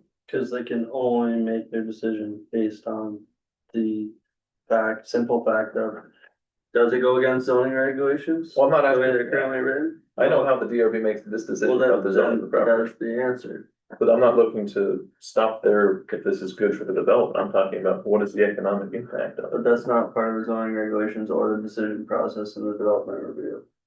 I'm not standing up at public comment saying DRB vote against this one way or the other. I'm saying I think we need to know what this could. Oh, I thought you said give them that information. Oh, if it were timelines, they're doing supposedly a traffic study. Who knows how long it's gonna take. I proposed it. I appreciate your conversation.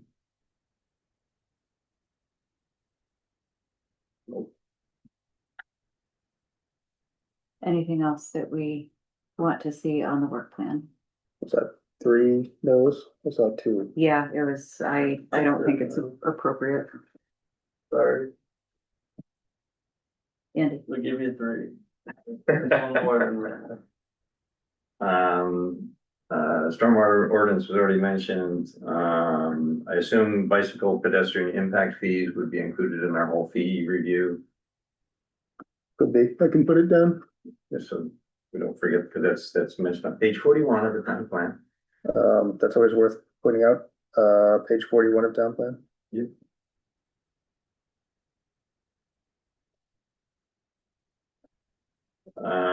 There's a mention in there about the need for a comprehensive wetlands assessment.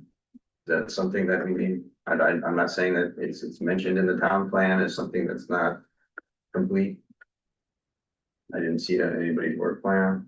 And I'll chime in on that one too, and that the state just updated or is going to be updating all their wetland assessments and stuff. So are we included? as a in- property owner, wetland on my area, which isn't really wet, was substantially expanded. So, but I'm not the only one that was affected in town. Yeah, that should be look at all the impact that that's gonna have. It's preserving a lot of farmland. Towers Road. The wetland study, comprehensive wetland Comprehensive study. wetlands assessment, it's on page 72. The town. I don't believe it's part of anyone's work plan at this point. It would probably fall under ComDev. Or would this be a planning commission item? That's the other thing is. Or ComDev. Yeah. Yeah. Yeah. There. I think they're focused on the forest integrity, which is a state law that got passed within the Right. past couple of years. Right. But I can find out more. Yeah, find out more, and if it's not, if it's not something we're not ready for yet, it's a 8-year town plan, so, yeah. There's 86 historic sites in Essex. Who knew that? It's in the town plan, but I don't know where they are, what they are, or do we? I can, the Is that- state, Compare, I guess it's a question. You had mentioned in your email that maybe this is historical society that. Well, that was a good, yeah, do we just rely on the historical society to? And anybody who's interested in that kind of thing would go to them, and it's not our purview, or is it? I'll try to track it down. I believe the list is on the state registry, which is online somewhere. I'll see if I can track that down. Is there something you want to, Page 81 of the town plan mentions there's 86 of them. is there something you want to do with it or just know what they Well, are? is it information that should be shared with the public? Should we know about it? Should we, I assume that there are development restrictions around some of them, those kind of things as well, but maybe that's why, but is it something we want to publicize? People would be interested in these things, or is it? Dr. Ron, where's that? No. Who's all about that? I got a historic horseshoe on fence post. On the whole fairgrounds. That is historic land, though, fairgrounds. Technically. Let's see what else I got here. Sand Hill Pool Master Plan. Is that on the Parks and Rec? Think They it's on mentioned the the pool, Parks and right? Rec. I think it's wrapped into the rec needs assessment. Yeah, I think so. Yeah, too. I'm fine with not adding that explicitly. Brown River has been mentioned. There is a suggestion on page 111 for a minivan for senior bus backup. Because if one of them's in the shop, we only have one bus. It's not in our capital plan or anything, and especially if we're considering leaving GMT, do we need an alternative? Actually, mentioned on page 111 of the town plan. Fire department has a, sorry, I'm gonna keep going. It's okay. Fire department mentions a Bureau of Life. Life safety? It said on page 112, it says the fire department's Bureau of Life. And, I've never heard of it. And I think it has, I assume it has to do with fire safety. Just, Lorraine's been asking me a lot of questions about why we need an aerial truck. And maybe we need to publicize more what that Bureau of Life thing means, or what it can do, or what it just. It's on page 112. Now, outside of the town plan, I've got another list here. We've talked about putting together an MOU with Colchester for the Fort sewer allocations. Yep, that's on the departmental work. It is on there? Okay, Yep. good, then it doesn't need to be here. There are 2 properties owned by the school district that theoretically we could purchase for $1 each. One's the Saxon Hill property, the other is the town school district forest, which contains a reservoir as well, I believe, where the state used to raise trout hatchlings. Hill and the school reservoir. What was it, the school reservoir? Town school district forest. Town school district forest.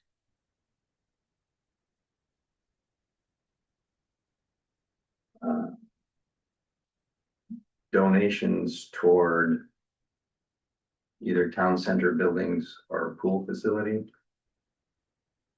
I know, Karen, you said you reached out to Winooski and they have a donations policy. Would we allow somebody to put their name on our new community center or our new library? What would it take? Are there any big donors out there that want to support things? Oh, that's a great. I like that one. I think start thinking about a policy around that, or. Yeah. Only if you put a hot tub in, I'll buy the pool. So that's it, Ethan. I'm done. I wanted to say Ethan the fireman. Okay, Hold on, I yeah. have some. go for it. I only had, I kept it short this year, cause I want my ideas to be meaningful and powerful. How many items do you get to add for each year on the board? You only Started get two. to add 2, but 2 per year? well, every year you're on the board, you get to add that many items. Andy, you got 10 because. No, but I'm on year 4, so here we go. I'm only going 3 this year. I'm gonna keep it light. So I had the first one about, maintaining quality employees and things like that. So on the flip point of that, I want to expand our survey to all employees, and I kind of want to do the reverse tree. So we truly get bottom level employee, their supervisor, their department director, all the way up to the town manager. You mean when we're evaluating? Evaluating the town manager. But I want it to be through and through for all departments, so that way the town manager is actually getting an evaluation anonymously from employees. Anonymous, so that way it's truthful. When he gets, the operations of the town, the select board will never know if the town is running in a manner where everybody's happy, it's a safe environment, it's a good environment. And the only way that we have any reflection of that is through the town manager. But it also gives the town manager a tool with foreman's, I don't know how the rankings work in the office, but different rankings.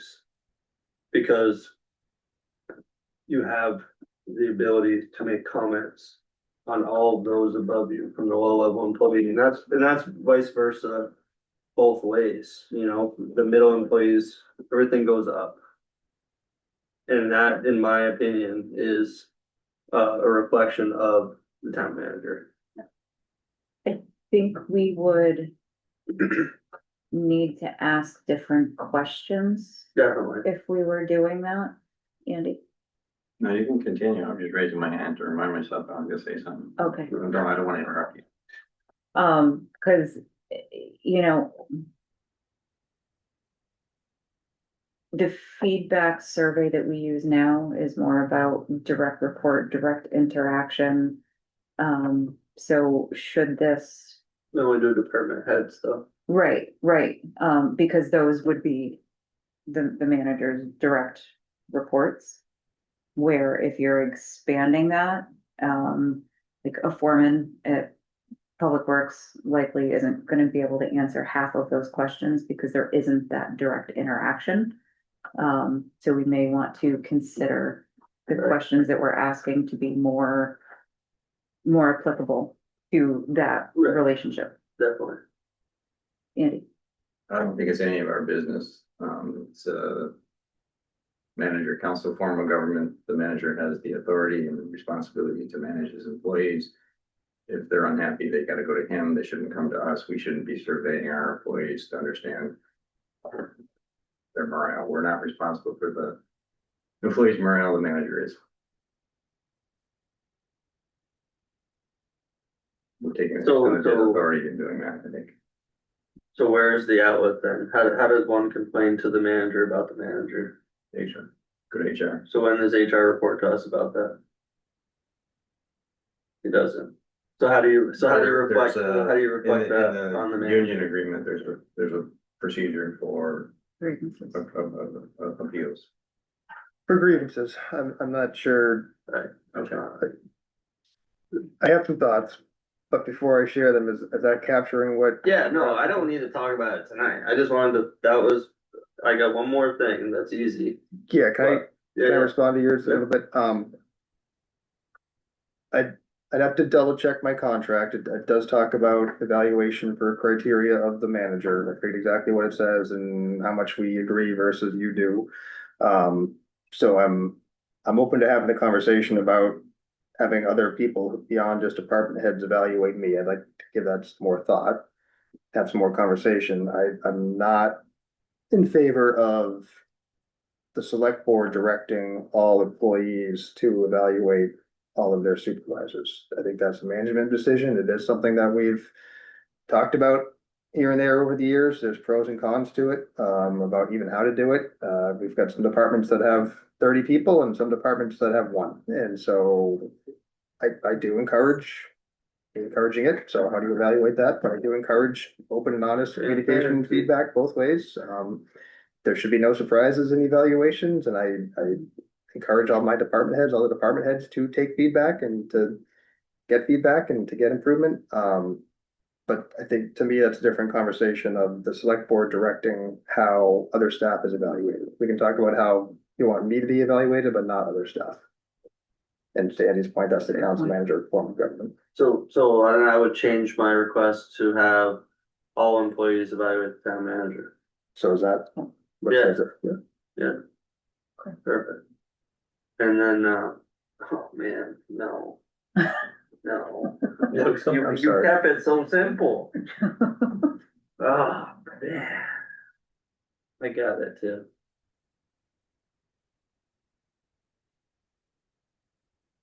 Alright. Mm. Yeah, it was really so simple. Like, it was kind of funny. Oh, We're laughing. yeah, I know. Laugh at me, not with me. Do you want to move to Tracy, see if she has any? Well, you take that. Yeah, definitely anybody. I don't have anything I'm other out, than what's yeah. Just, been you don't have brought any up. questions for us? That's great. That's always your question. You have one question. Oh, yeah, Oh, I my got it, my only I got it. question, do you have any questions for us? Ethan, go for I it. got it. I don't know the word for it anymore because I've forgotten it, but we talked about it before. I think it maybe made it on there one year and then we kind of didn't know what to do with it. But there's a study that's been happening in most of Vermont, largely Chittenden County. But basically, towns are going in and doing it's not just agriculture, but let's call it let's just pretend like I know what I'm talking about. Like a agricultural feasibility, research, right? So they look and they say, do you have enough acres in Essex to feed your community of growable land. And then you come to that number of your population, and you say, okay, you need X amount of acres of open land. And then some towns are adopting policies where they're maintaining a certain number of acres. And I don't know if this is what's in there. I thought there was some wording in there about it, but I don't know. But that if that makes any sense, you can put it into a sentence, great. If not, great. Was CCRPC doing something similar? I seem to remember. Things about like edible South landscaping Burlington. policies. South Burlington did it. Shelburne did it. Trying to think of who else. I don't know where that's about my heart. But the moral of the story is a lot of these communities don't have enough land to feed their own people.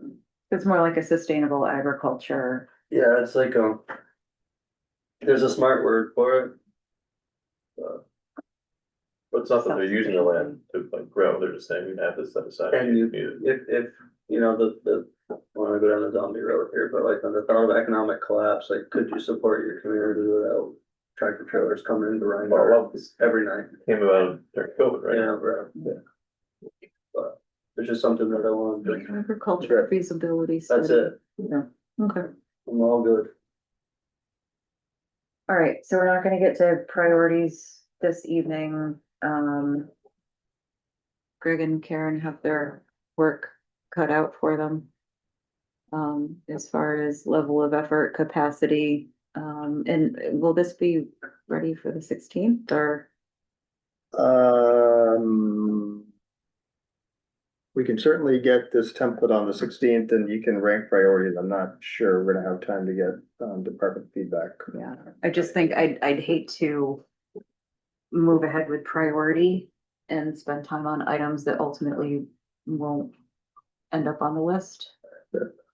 And I don't think that it absolutely, there's no time frame on this.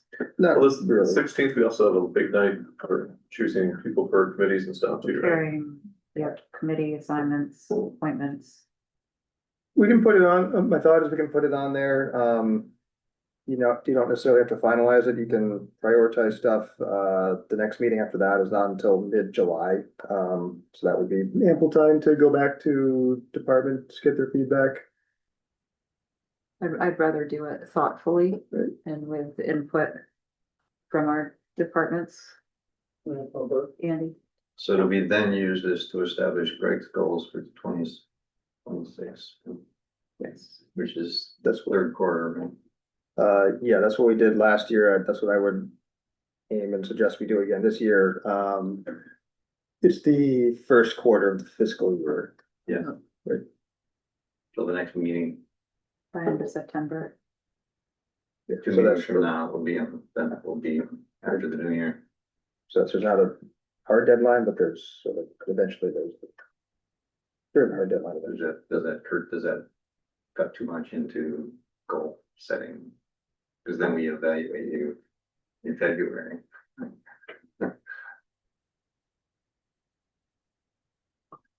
I mean, it says in the first quarter. I think if we take it up at the July meeting. And that's within, That's kind of what I was getting to. within the We first almost quarter. need to start, at least start the goal setting at the same time we set the priorities. If you're doing it in that July meeting. I don't remember how we did it last year. Did Greg, do you propose goals or did we take these? I think we agreed, however, we'd get there, that this was, your goals were my goals, so my And goals. were everything your got goals. in there and you Mhm. okay. And it was, I think we just said that. Yeah, focusing on the higher priority ones and the lower ones. Yeah, Okay, so it's near simultaneous. Okay, hierarchy. all right, okay. Just wanted to. Yeah, but it's good to go into that conversation, understanding, like, yes, it is the select board's work plan, but, you know, another output of that, We don't actually do it for managers. well, I mean,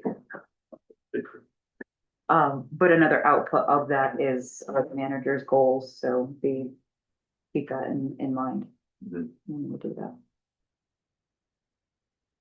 Right, we're holding priorities until the list. Discussion, we can have a quick conversation in executive under the same topic of evaluation, when we're doing appointments on the 16th. Again, if we have time, always happy to push that out to July, and y'all know that, you know, there's something going on that you need to talk about, you know how to get a hold of me. Telegram, so. Yeah. Yep. Make sure to include details. So with that, we don't have a need for executive for the team building, so we're on to reading file. Any board member comments? Thank you for the food tonight. Yes, thank Very you. delicious. You're welcome. Happy birthday, Karen. Happy birthday, Karen. Happy birthday. Happy birthday to you. Happy birthday, dear Karen. Happy birthday to you. And now we're in trouble because that's copyrighted. You're not supposed to. Oh, no. Now. Feliz cumpleaños. That was gonna be my board member comment, was going not have the owl staring at me the whole meeting. It's staring at me the whole He's time. staring at He everybody. has multiple sets of eyes. Yeah, stay up there. We've got the mini Hollywood squares That's going on. even more spooky. Um, I saw that. so without hearing any other board member comments, no upcoming meeting schedule is in your packet. With that, I would entertain a motion to adjourn. So moved. Thank you, Ethan. Is there a second? Second. Thank you, Shannon. Motions to adjourn on the table. All those in favor, please signify by saying aye. Aye, opposed nay. Motion carries 5-0. We are adjourned.